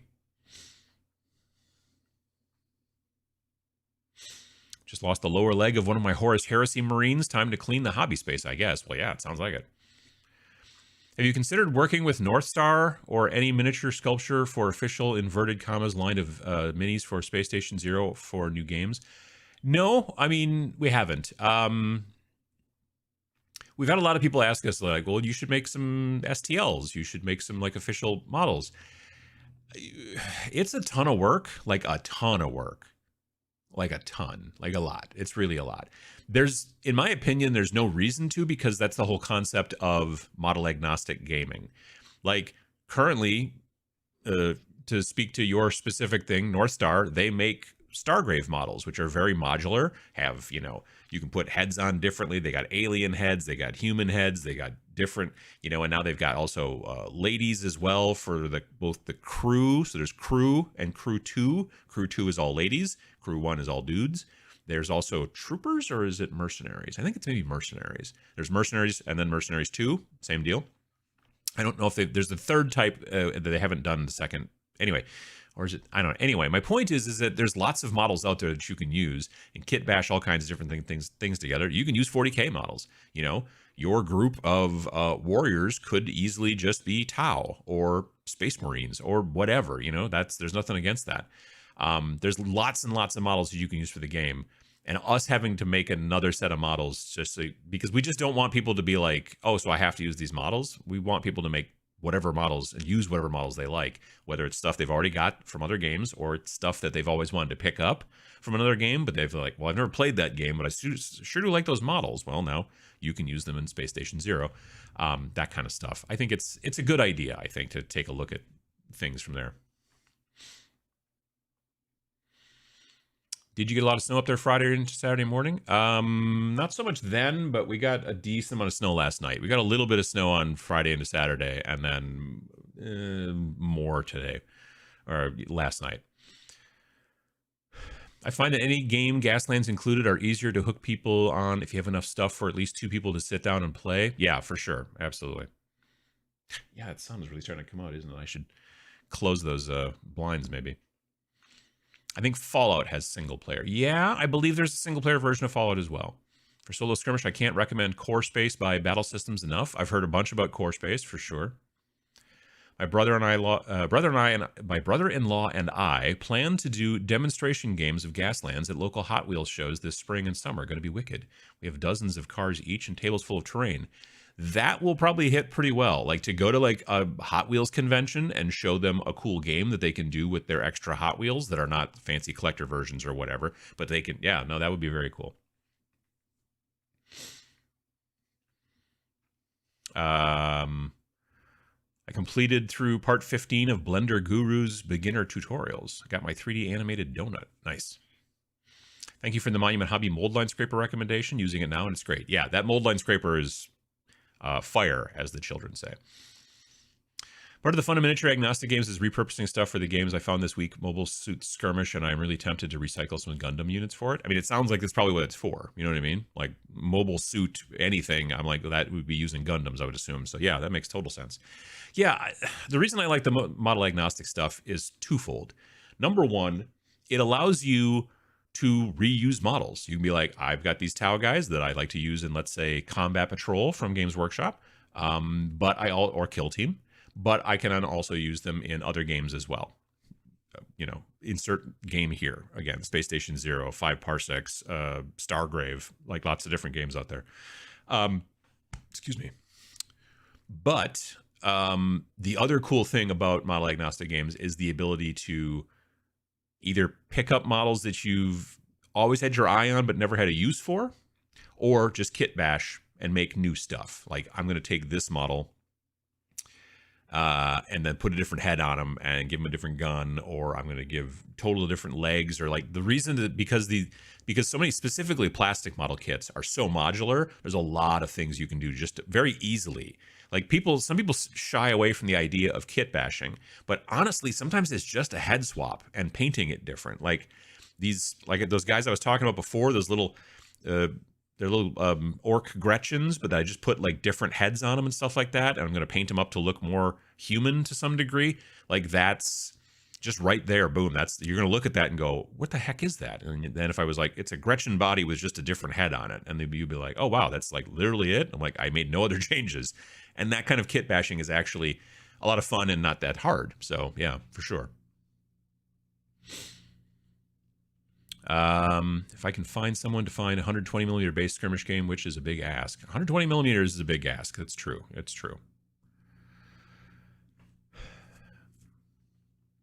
You are allowed to not want to do that, but I really think that you should take it as a compliment and not as them not getting the point of your game. Oh, okay. I think I got you. I was like, I'm trying to, I think the people wanting, it's because I missed the previous thing. I think that people wanting you to make models for the games you make are more them just wanting you to make models. They want to see what you would do. You've already worked with artists for artwork and they like that. I see what you're saying. Okay. And yes, I get it, except it is, the problem is that everything, like trying to make even STLs, just straight STLs that you're going to have to print yourself through your 3D printer. Like, you're going to have to first find a concept artist that you can work with, that somehow you've got some sort of mind meld with, where you're not having to do 28 revisions to get what you want. So you have to find that. That's hard to find. Then you have to find a sculptor who can take that and turn it into whatever. That concept artist is going to want, in many situations, $200 to $300 for concept art, maybe more. Sometimes less, but sometimes you get what you pay for, right? And that's for a single model. And then the sculptor, I mean, that can get real expensive as well, depending on, again, the abilities and the you know, all that stuff. So let's say it takes, I don't know, just to get an STL, a working STL that's printable, that works out well, it's pre-supported, all that jazz, blah, blah, blah. You're going to be looking at maybe on the cheap end, $600 to $700 to get it concept arted all the way up to sculpted, tested, done. And that's on the cheap end. So now you've got to try to sell enough of those STLs, which, you know, don't usually go for a lot of money, to actually then get that situation where then eventually, hopefully, you'll make your money back. And that's a lot. And then, and not only that, even beyond the payment to the artist and stuff like that, there's also the work that Vince and I have got to do on coming up with, like, well, what are we looking for this model? And what are we looking for that model? And like, so because the two of us have 3 jobs each, like we both have a day job, we both have our YouTube channels, and now we both have the game company as well. Also getting into miniature production, whether it's, again, just STLs or trying to head all the way into actual like resin or plastic or anything along those lines. Maybe someday, but no time soon, unfortunately. Yeah, I would never sleep probably if we had to go through that. And the other issue, the big issue these days, honestly, is trying to get a 3D sculptor that's worth anything. And I'm not saying that 3D sculptors are bad. They're not. They're great. The problem is that most of the great ones are doing their own work. You know what I mean? They don't need chuckleheads like me saying, hey, I need you to make that gun more gunnish. You know what I mean? Like, they've got a Patreon. They've got hundreds, if not thousands of people who are paying them every month to get all the cool stuff that they make. They're good. Like, it used to be real easy to find 3D sculptors because they didn't have that avenue. And now with 3D printing, 3D sculptors are a good 3D sculptor can make some serious bank. So for me to go, hey, could you work on this project for us? We'll pay you. They're like, no, dog, I'm good. I'm just gonna sit over here and do my own thing, and my Patreon folks are gonna like it. And so that's the way that works. I've found that to be the case. People who I think that aren't necessarily doing that yet. I mean, every once in a while you can find somebody who's like really good kind of naturally and has just started, and you can get to kind of work with those folks, but very frequently they're either going to, if they're really good, they're going to get outside your price range, or if they're not very good, you're going to get stuff that's either going to take longer to get where you want, or it's just not going to be that great to begin with. I don't know. The whole concept is, frankly, I'm fine with other people, with people using, I like the concept of kit bashing or using models you already have. And so I get what you're saying, but yeah, it's a lot of work on our side.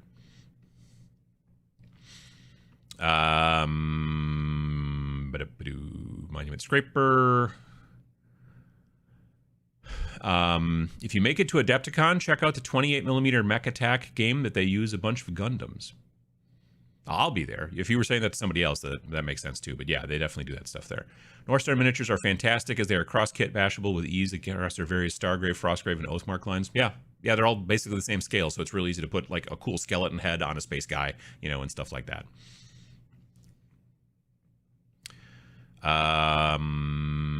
Let's see here. Good old Blender. Yes, Blender is frustrating, I find. Sonic Sledgehammer on YouTube put third-party Shaco heads on Cadians and painted them, and they look like Space Napoleonics. Yeah, I mean that's the fun part about it, really.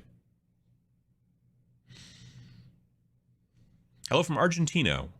Currently working on some 3D printed stuff. Nice. Do people design models for royalties? God, they shouldn't. I don't know. I not that I've seen. No, like all the artists that we've worked with to this point, it's all been pay up front. We've not had anybody who said, "Hey, you know, how about a royalty situation?" I mean, it's easier to do it now. Honestly, there's a built-in feature in Wargame Vault, the company that we sell our games through, where you can literally be like, let's say you were just working with an artist and you were going to give them 5% royalty or something like that. Rather than them depending on you paying them on time, let's say every month or every quarter, and actually not fudging the numbers, you can set it up within Wargame Vault, where Wargame Vault will take the 5% right off the top and send it off to this artist if they're logged into Wargame Vault and stuff like that, and give them through PayPal or whatever. And so that's actually kind of nice. But the downside is like, well, what happens if you say, I'll do this for royalties and the game doesn't sell very well and you didn't make very much money? But on the other hand, what if it sells really well and you didn't? I don't know. It's a bit of a crapshoot. But yeah, that is a relatively nice feature that's built into Wargame Vault, is the ability to do, like, if you've got somebody who like wrote all the fluff for your game and you were like, well, look, I'll give you X amount royalties, you know, percentage or whatever, up to a certain point or whatever you're going to do, you could do that.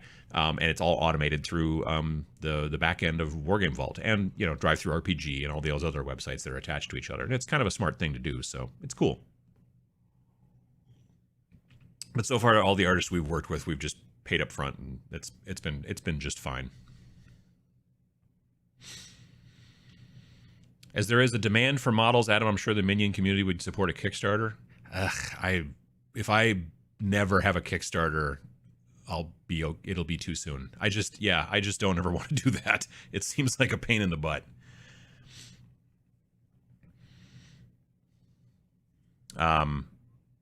Yeah, I think that Scott from Miniac just talked about this recently, maybe at the end of the year when he did a video talking about, like, you know, the wrap up of the end of the year or whatever. I swear he was saying he didn't see himself doing a Kickstarter again anytime soon because this last one was such like a lot. There's so much work behind it. And yeah, we've had a lot of people ask us, well, why didn't you do a Kickstarter for like Reign in Hell and for Space Station Zero? And we're like, we just don't see the point, you know? So we just didn't. Like, if we were going to get the books printed ahead of time, like by some company, and go through all that rigmarole, I get it to some degree. But if we would have got the books printed ahead of time, like, the big benefit to us using, the print on demand system is that we never run out of books. They're always on demand, and if they, you know what I mean? We're never sitting on a giant pile of books, and we're never sold out. Well, every once in a great while, there's like a glitch. There was a glitch a little while ago where you couldn't get the print version of Space Station Zero for like a couple of days, but they fixed that. It was some sort of, they were changing some stuff back in and it screwed up our print, which sort of sucked. But other than that, it's really bright. I wish there was a button I could push that would put a neutral density filter over it that would darken things down, but that camera doesn't do that kind of thing at all. One of the other modeling channels is Make It What You Want It to Be. Good advice. Sure. I use apparel pattern making software, and same experience. One is intuitive for my workflow. The other one makes no sense. Yeah, Blender, I messed around with it and it didn't make any sense. The only, honestly, 3D design software that I've used so far that makes sense to me as a person who's been doing graphic design software, you know, stuff for a quarter of a century. I've been using Photoshop since version 2. The only one that's ever made any sense to me is Tinkercad, and you can't do a ton of crazy stuff with Tinkercad, but I'm also not necessarily to the point where I have the ability to do crazy stuff. But to do the stuff that I need to do, like hard side, like simple stuff, it works really fast, and it's all done on a browser, and it's free. And I like Tinkercad quite a bit. You should check that out if you're interested.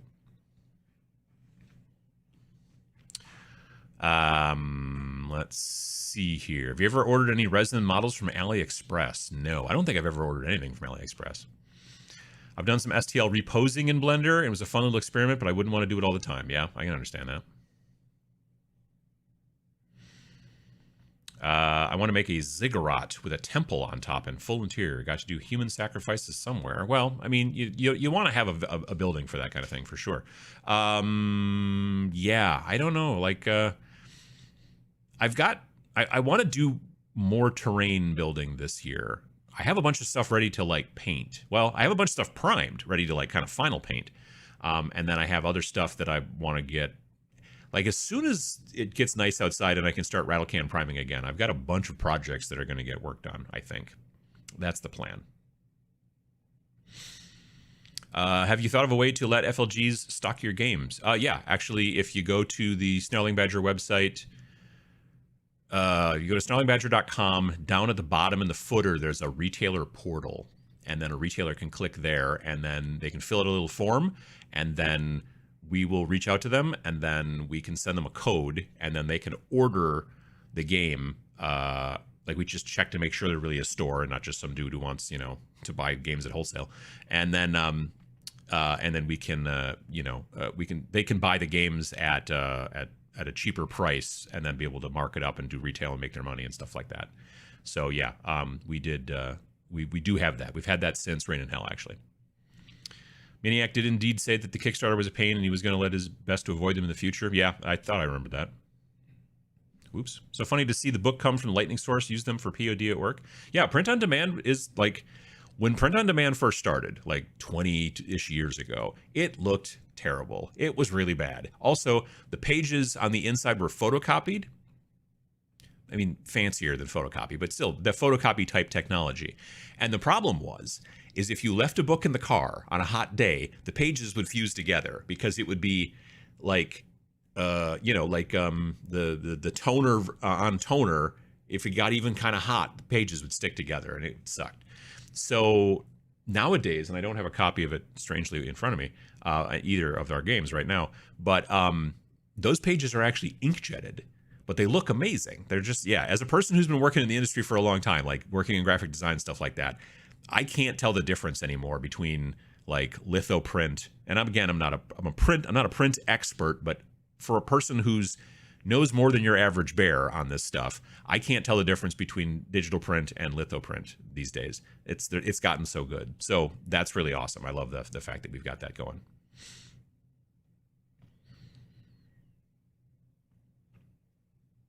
Would you be willing to partner with an established Patreon creator, Space Station Zero month? I mean, potentially. Like there might be something in that. We've kicked around that idea a little bit, but I don't know. We'll see. Also bought a copy of Space Station Zero. I'll make terrain but are there kits you'd recommend to get started? If you go to the Snarling Badger website, in the news area, there's basically our blog.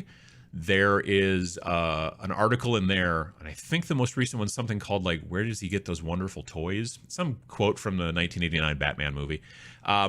Anyway, that's got a huge list of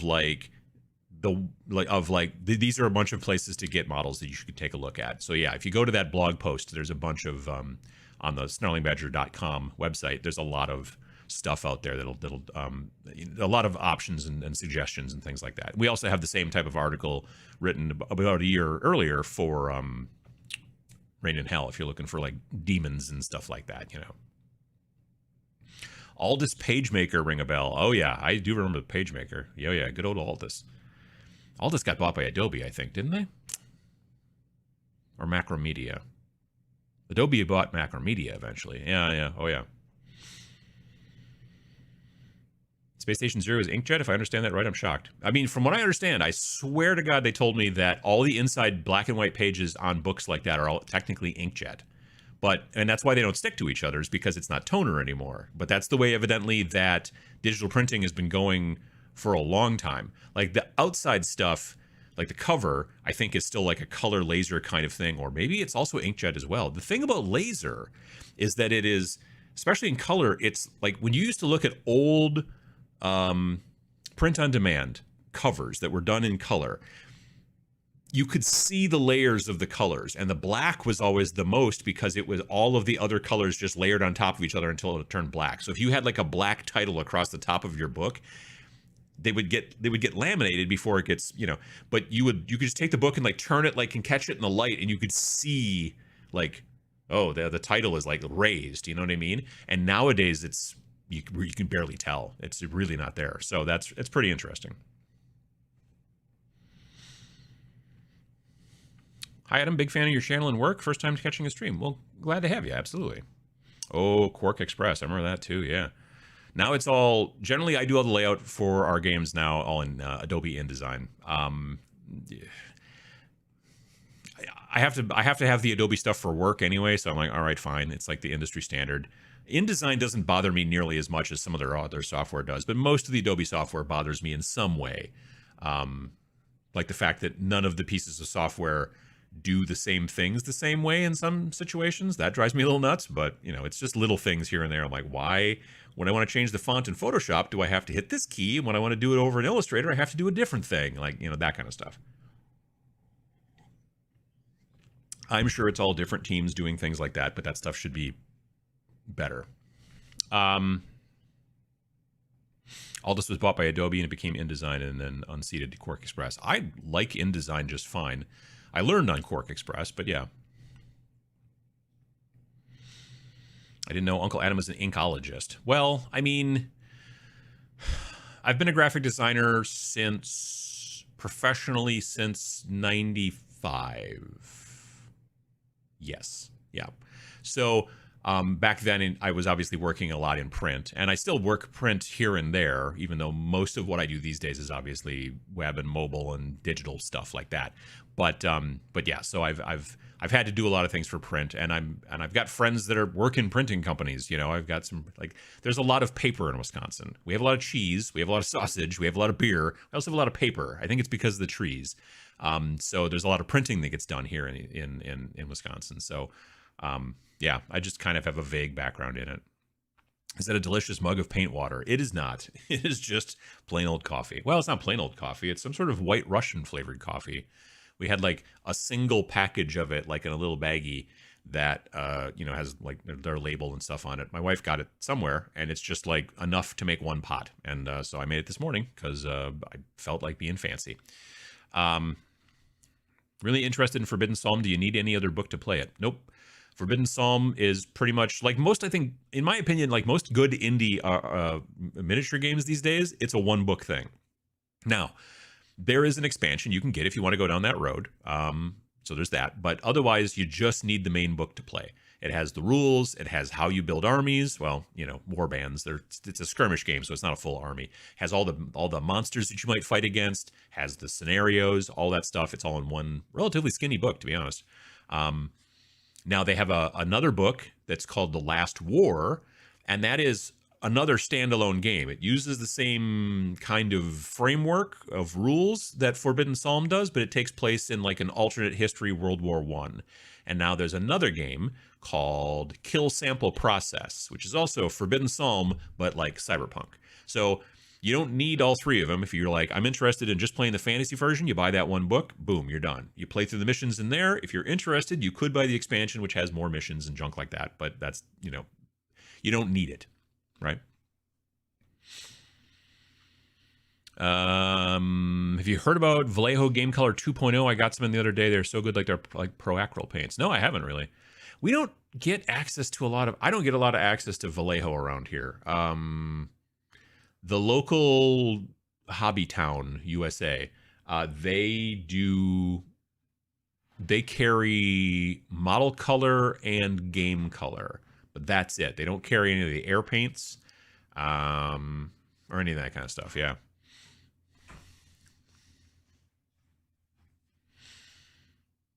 Let's see here. I've been on the loop for a bit. Can you summarize what, if anything, has been announced about your next game after Space Station Zero?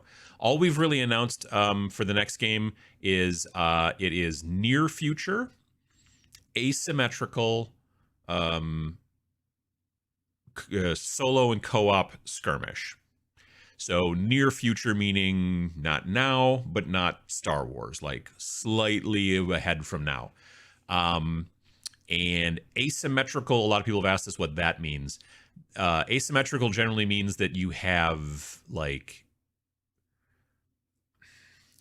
usually what asymmetrical means is that I have a force and you have a force and our forces are not equal. And we're okay with that. Most games, miniature games, 40K, all that kind of stuff, you're always like, we're playing a 2,000 point game, meaning I build a 2,000 point army based off the rules of the game that say that this costs this many points and this costs that many points. You do the same, and then our stuff should be equal. Yeah, maybe it is, maybe it isn't. You know, up to interpretation. Asymmetrical usually means I know my side's going to lose. We're going to see how long it takes me to lose. It's not, you know what I mean? Like there's maybe an infinite number of evil monsters coming, and I'm going to have to fight. And if I can get 5 rounds, that's awesome. But I'm going to lose by the 6th or whatever. If I can't make it to 5 rounds, well, you know, that kind of thing. It's not quite like that either. The forces will be more equal. You're not going to be overpowered, but instead of, you might have like, I don't know, 5, 6, 7, 8 models on your side, but your opponent, the you know, because it can be designed to be play solo play and obviously co-op as well.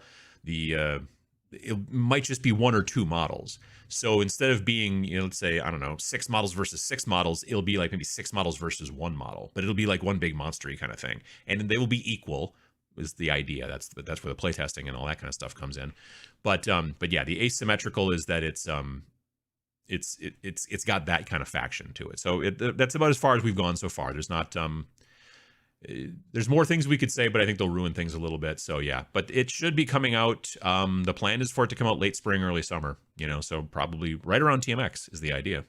The real idea, if I'm being very honest, is to try to make it come out the day before TMX.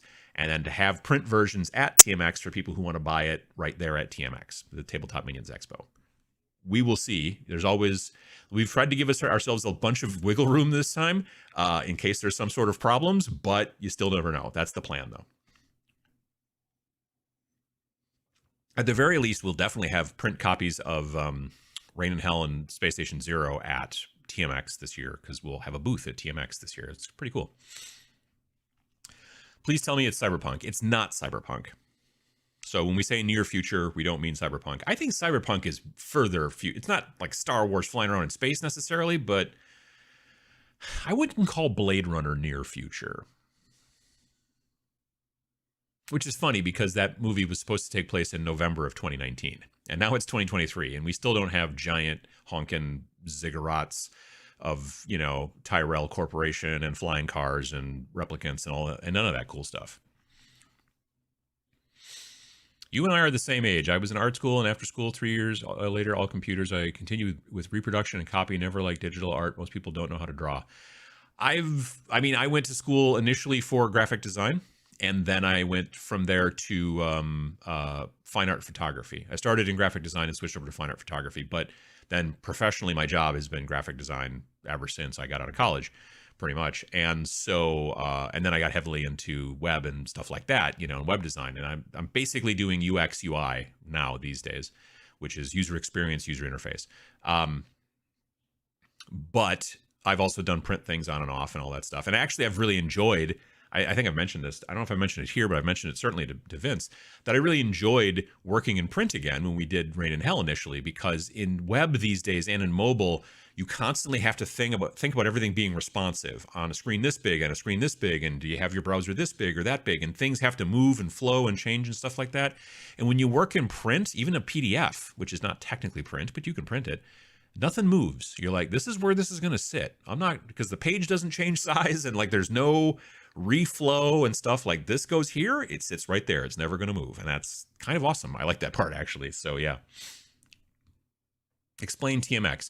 TMX is the Tabletop Minions Expo, and it is June. Oh, see, it disappeared again. Hang on, whiteboard. It's not June 6th and 7th. We'll just get rid of that. It's June 3rd and 4th, and it's 2023. I guess I could have just marked off the 0. And no, that's not 2019. But you can go to tabletopminions.org.tmx. That's right. And you can find out, no, this was all wrong down here too. You can find out more information about it. And then you make me look angry like this. I could give myself a mustache, but I already have one. Anyway, so yeah, the whole concept is that it is a small, very, very small. Last year there was 45 people. 2019 there was like 85 people, and then there was a pandemic. You might have heard about it. So last year was a rebuilding year, but it's a small little tiny convention, and people come and play like demos of games. There's no tournaments, there's no contests, there's door prizes. But you learn how to play games, and game masters come and set up games, and maybe it's games you've heard of, maybe it's games that are games that they're playtesting and working on, maybe it's games that are some sort of indie game that they really like and want more people to try out to play, and it's a lot of fun. It's a little party. We're going to probably have some classes this year as well from some painters that you might have heard of, Vince, Sam, etc. We'll see how it goes. I mean, those guys have said. Well, Vince has said yes for sure. Sam, I think, is interested. He lives like a half hour away, so it wouldn't be that big of a deal. And hopefully he'll be able to do that too. Other folks, we'll see.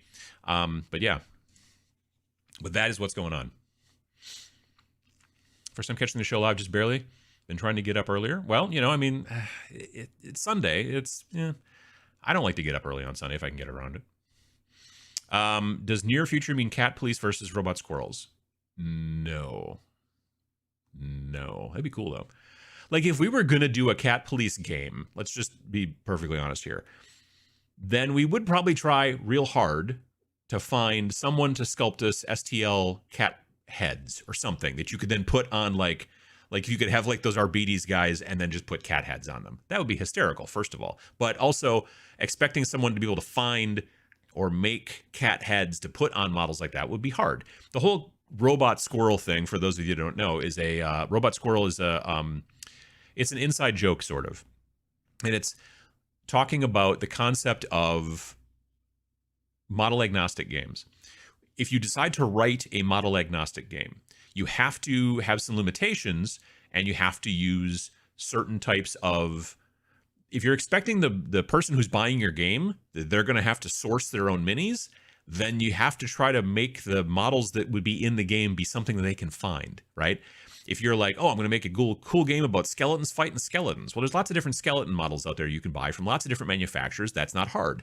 But if you were going to make a game that was about robot squirrels fighting robot squirrels, nobody really makes robot squirrel models. So it's really hard for the user to figure out where to find robot squirrel models other than just having to model them up themselves in some fashion, which is very difficult to do.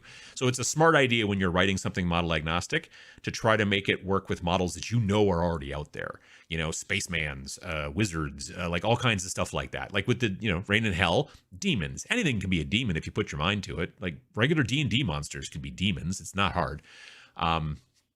And then Space Station Zero, the idea was that all kinds of aliens and different people from all over the world, the sci-fi, or all over the galaxy, the universe, whatever, have all showed up at this one place. So you can use any kind of space sci-fi models that you've got, and they all work. So the robot squirrel thing that keeps coming up from time to time is because of like I said, if you made a robot squirrel game, you better make robot squirrel models because they're not easy to find. There's nobody out there doing it right now. One of my viewers, the noob painter, he has actually 3D modeled up some robot squirrel, a robot squirrel, and just to spite me, which is fine. I like that fine. But yeah, JP got rockets. How you doing? I love smaller cons because it's about the games. A lot of conventions become a party vendor room. Nothing wrong with that, but games are the reason. I mean, yeah, and don't get me wrong, we still have a nice little, it's kind of a party, it's because it's just people hanging out and playing games and stuff like that. And then usually on Saturday night, because we have to close up the room by 10 p.m. And then usually we go to a bar because it's Wisconsin and we're in the college area and there are bars around there. So we walk down to a bar and we hang out and have some cocktails and it's lovely. Yeah, that usually happens, like I said, on Saturday night of TMX. Let's see here. Good morning, everyone from Virginia Beach. Working on some Kill Team Kriegers. Nice. Gaddis Gaming, how you doing?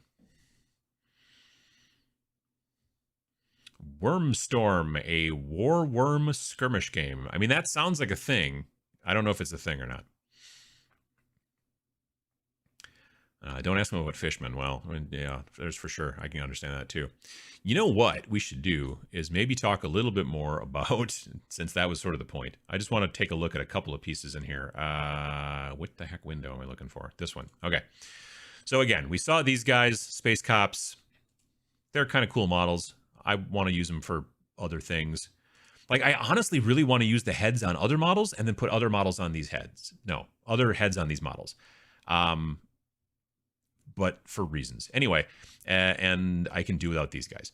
And I don't need any more walls, thank you. This is sort of neat. I don't know if it... No, you can't, of course not. I don't know why you'd want to look at anything closer. This is like a little table that's supposed to be showing like a map of the space station. No, whatever. Space Hulk that you're on. And it's got like this sort of like three-dimensional, I don't know, thingy going on. It kind of reminds me of... There was some sort of thing that had to do with Gene Stealer cults where they had like, the model had like a little table next to them that had like a little three-dimensional topographical map of something. And I thought that was kind of neat too. So some of these little pieces are cool, but a lot of this stuff is the same, you know, stuff that's been getting sold in the thing previously. And that's fine. I want to talk a touch about Warcry. Is it? Nope. Why? Whoa, there we go. Blood Hunt. So this is the next big box that they announced here. Also at LVO, more meat trees. I could do with less, but what are you going to do?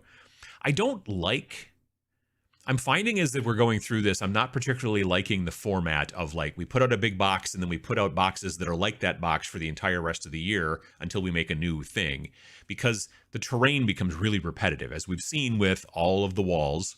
You know, like if you are building up to be able to make like a cool Zona Mortalis or whatever they call it, giant, like huge, you know, full-size 40K board that is just an absolute Warren maze of walls and stuff like that, then I guess buying a year's worth of these giant boxes from Kill Team will get you there. That's cool. But for everybody else, they're like, ugh, the walls again. Could we not? You know, and for me, again, it's the meat trees. I don't need any more meat trees. Thanks. But whatever. That's what we get. These two forces... Initially, I had no interest in either of them, which is weird because the last box I really liked both forces. I liked the lizard dudes and I liked the jade guys, and those were cool. And these, I don't know. I'm not a big fan of these guys. This guy's, oh, that's a lady. What's going on? Oh, okay. Like I thought that was her face, but I think it's a headdress. Anyway, that guy's a little cool. I'm not gonna lie, that guy's kind of cool. Here, down the guy who's running on all fours, that's sort of dope. But I don't know, there's something about these models that just doesn't do it for me. Initially, these guys I didn't like them either, but I'm starting to definitely warm to them. The cool, like these are very different types of vampires. You know, like these are basically all kind of vampire-y sort of types, and they're like basically they're undead, you know, like they're undead vampires, but they're like in the jungle, like the whole realm of Gur thing. And I think that's kind of interesting. These guys are starting to definitely grow on me, but these guys, I don't know. I mean, there's been worse Warcry models for sure. The Horns of Hashut or whatever these guys are better than that. I mean, I'm not gonna, you know, but, I don't know. It's just so weird because the last set, both sets of models that came in that last set, I was just like, wow, these are awesome. And these, initially, my first blush, I was like, nah. But the vampire folks are, again, like I said, coming. I'm getting interested. I would definitely, in many situations, probably try to, well, there's a part of me that would make them, I think, a lot more pale. I don't think I'd paint them this way for sure, but I don't know. Got a little bit of a Halloween kind of black and yellow or black and orange thing going on there, which I guess if you're a vampire, I mean, Halloween, you're probably a big fan. Makes sense. And again, this, yeah, it's not, thanks. Anyway. But yeah, I just thought that these models were, I don't know. Again, the guy who's running like a dog, this guy's pretty cool. I like that guy. He seems to, oh, for a second I thought he had a face on his shoulder there, but it's not. It's, he's got like a brand. It looks like he's got like a corn brand on his arm. So these guys are obviously corn, and these guys are undead. And being able to put these guys, like if you could mix these guys into like a Soulblight Gravelord army later on, that'd be pretty interesting. I could see some of that. But yeah, I don't know. And then they talked about a bunch of other stuff, but I kind of don't. It's not my jam.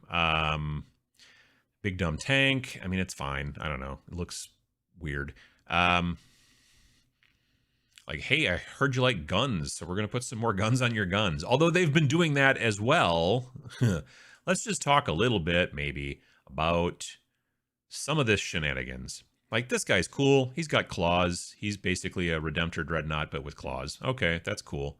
Wow, this guy's overcompensating for a little bit there with that giant missile launcher, right? And then I was like, huh, well, that's interesting. And then this guy's got a gun with 3 or 4 guns on top of it. And I was like, what? And then it just got worse. Like, it's just, I don't know, man.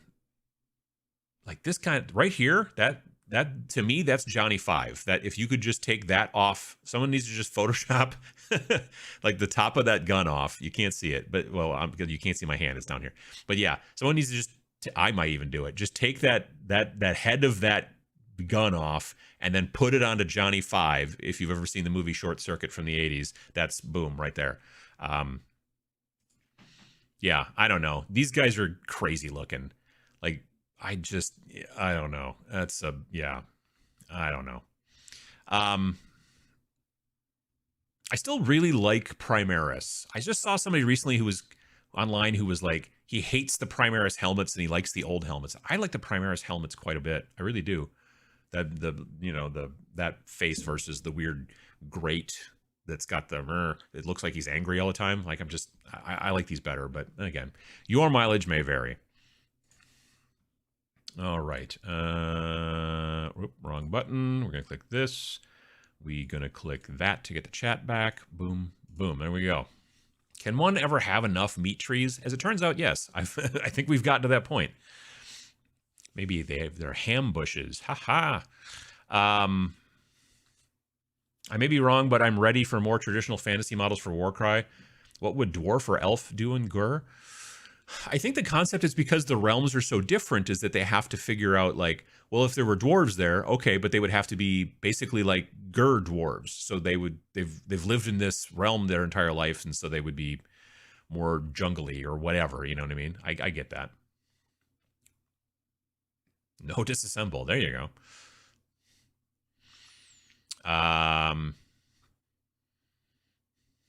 Johnny 5 is alive. See, you folks know what I'm talking about. Ooh, Strike Force Asparagus. GW models look amazing, but starting a new GW game requires a lottery win to pay for their model prices. Honestly, as a non-GW player, I think I'll stay out and buy the old models from other games. I mean, yeah. So it used to be, back in the day, and this is not going to be a story about how things were better back in the day, because they weren't necessarily. They were worse. Back in the day, 2013-ish, if you wanted to get into Games Workshop in general, you either were kind of needing to build about a 2,000-point army of Space Marines, well, not Space Marines, 40K, or Warhammer Fantasy, also about 2,000, or was it maybe 2,250, something like that, whatever the standard was at the time. And that's a lot of models. That's a lot of models. And then, of course, you need, at the time, probably at least 2 books, one being $60 to $70, and the other one being probably $30 to $40, and then, maybe more books. Then fast forward a ways, and then now we've got other ways to get into the game. Kill Team, Warcry, Warhammer Underworlds. So you can get into the game for cheaper, except that they keep trying to figure out ways to dial that up as well. And also, they're making it so that it's harder. Like right now, if you want to get into Warcry and you buy this new box, Blood for the, no, what's it called again? Blood Fields? Blood Pants? Whatever it is. Blood something. Blood Hunt. I think I got it. Blood Hunt. Got it in 4. If you want to buy that, you can, for sure. Don't get me wrong. But it doesn't come with the starter book in it. And it puts them in this weird position where they're like, well, if we put the starter book in every box, then people are going to be like, well, great, I've bought 4 of these boxes now, and I have 4 starter books. But on the other hand, you put it out there, and then people are like, I bought this box, but it doesn't have any rules particularly. So then you have to go buy the book separately, which hopefully your store has it in stock, And admittedly, these boxes are cheaper than the main first of the season starter box, which does include the fancy book. But I think that they expect that people only go to GW stores, where hopefully the person who works at that store will be like, well, this is what you need, and then you need this. Otherwise, you can't really play. And they do put information on the back of the box, but nobody reads. It just isn't. I've been working in marketing long enough to know nobody reads. So I've been saying it for a long time. I really think that GW needs to have like some sort of document, some sort of PDF you can download. You're like, so you're thinking about getting into Warcry, and then here's the stuff you need. So you're thinking about getting into 40K. Here's the stuff you need. You know, that kind of thing. But sometimes I feel like they're trying to almost play on the idea that, like, well, if you don't know exactly what you need, you might buy and end up buying a little bit more stuff than you'd actually need, and then that's good for us. And I don't know. We'll see. But it is very confusing to know what you need to get into their games. But if you end up going with some more indie games and then go, but I like those Space Marine dudes or those Dark Eldar dudes or those Space Dwarf dudes or whatever, you can always just be like, yoink, buy that one box. And then be like, cool, now I've got these guys, which are Tau, but I'm going to call them whatever I want, and they're going to be in my game from 5 parsecs from home or whatever, and that'll be great. So I think I'm always, and I know I harp on this, but I don't think there's enough people who are beginners and getting into the hobby that don't realize you can use whatever models you want in whatever game you want, and it's fine, you know? So I will continue to harp on that. I hope it's okay. Guns on guns? What's not to like? Well, they had the hats on hats, guys. The horns of Hashut. But yeah. Warcry Gur Overkill has put me off, and I haven't played now for months. Bought the first Gur box, but I haven't touched it yet, and so I'm unlikely to buy the new one. Yeah. I've just, I gotta be honest, the original, and I've talked about this a bunch of times, the original terrain in the original starter box is still the best, some of the best fantasy terrain I think they've ever made, frankly. I love it a lot. Because it's not crazy over the top, but it's really cool. It's awesome. And then with this new season where it's all this meat tree stuff, I'm like, ugh. Like when I first saw the first ones, I'm like, it's interesting. And then now we're on box number what? I don't know, 3, 4, 3? I don't know, but it's a lot, and it's a lot of meat trees. Hope someone puts the Johnny 5 head on a Necron body. That'd be funny. I think someone should put a C-3PO's head on a Necron body. Kind of like in that scene where he ends up on top of the droid bot or whatever thing in whatever movie that was. It was one of the prequels. The third one, maybe? Let's see here. Hi, Uncle Adam. Vallejo Game Color 2.0 quick paint quality is like Pro Acryl and perhaps better and cheaper. Recommend you give it a shot. I have no idea where I would be able to find it. Yeah, we just, like I said, there's one place in town that sells Vallejo, and they just sell the model color and the game color, and they don't sell anything else. Vallejo stuff is hard to find around here. Marines are the most popular because they put so much development time into them. They put so much dev time into them because they're the most popular. You know, there's a lot of people who ask, they're like, well, I don't know why they don't work on this model set, or I don't know why they don't do this. And I honestly believe it's because they look at it and they go, we will make more money just working on Space Marines, because they know that Space Marines sell. Now, it becomes a chicken and the egg situation. Like, do Space Marines sell so much because they make so many of them, or do they make so many of them because they sell so much? And it's hard to say, but at this point, it is a known quantity. That if you put out another Primaris Marine, people will make jokes about it, but people will buy that Primaris Marine. It's the way it works. Lieutenant? Oh, that's funny, huh? Yeah, give me 4. It's just the way it seems to work. So yeah, you know, the reason that popular things are popular is because they're popular, which doesn't make sense, but it's what it is. So I don't know. Like people, I just saw somebody, I don't know when it was, recently, I think someone was talking about, like, I don't know why they don't put more effort into, like, you know, fleshing out the Eldar stuff and everything like that. And I just think it's because they know that it's not going to do as well. And so they're like, why would we? Because honestly, they're a big giant company. Everything they're going to do is based off of money. Whenever you ask, why are they doing this? Money. That's always the answer. That's always the answer, you know? And I'm not saying that it's bad. It is. But, like, you know, I don't know. I made a crack recently on Twitter about, like, you know, well, when you're buying stuff from a big giant corporation like, you know, Dungeons and Dragons, you have to expect that they're going to do big giant corporation stuff. This is, you know, and a lot of people were like, yeah, but they shouldn't.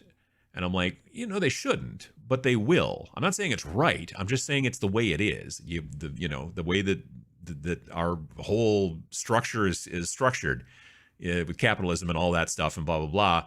Giant corporations will not ever have your best interests in mind, ever. That's not the way that they work. So I don't know.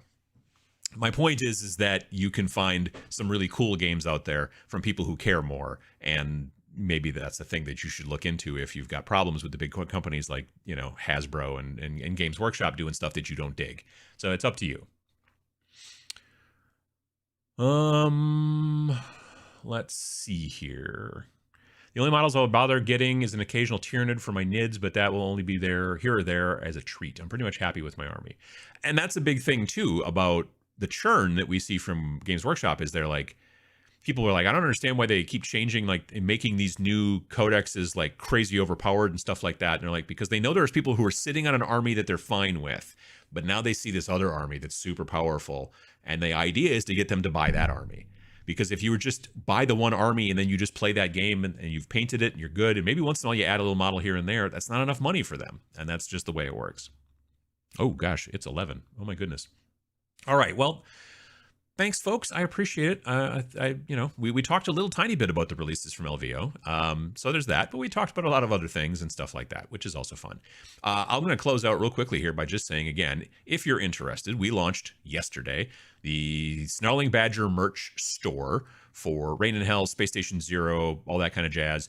You can buy t-shirts and hoodies and mugs and all kinds of junk. And it's cool stuff. And so if you go to shop.snarlingbadger.com, you can find the information there. The ship's all over the place. And Vince and I will be happy that you are doing that.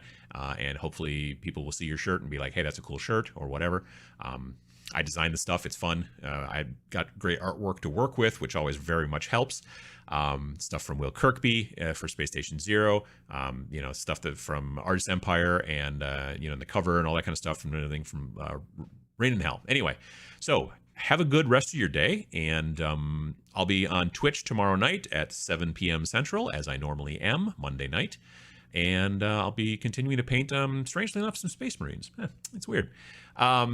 Yeah, but we'll see you folks again soon, and have a good couple of weeks, and then we'll see you back here again as well. So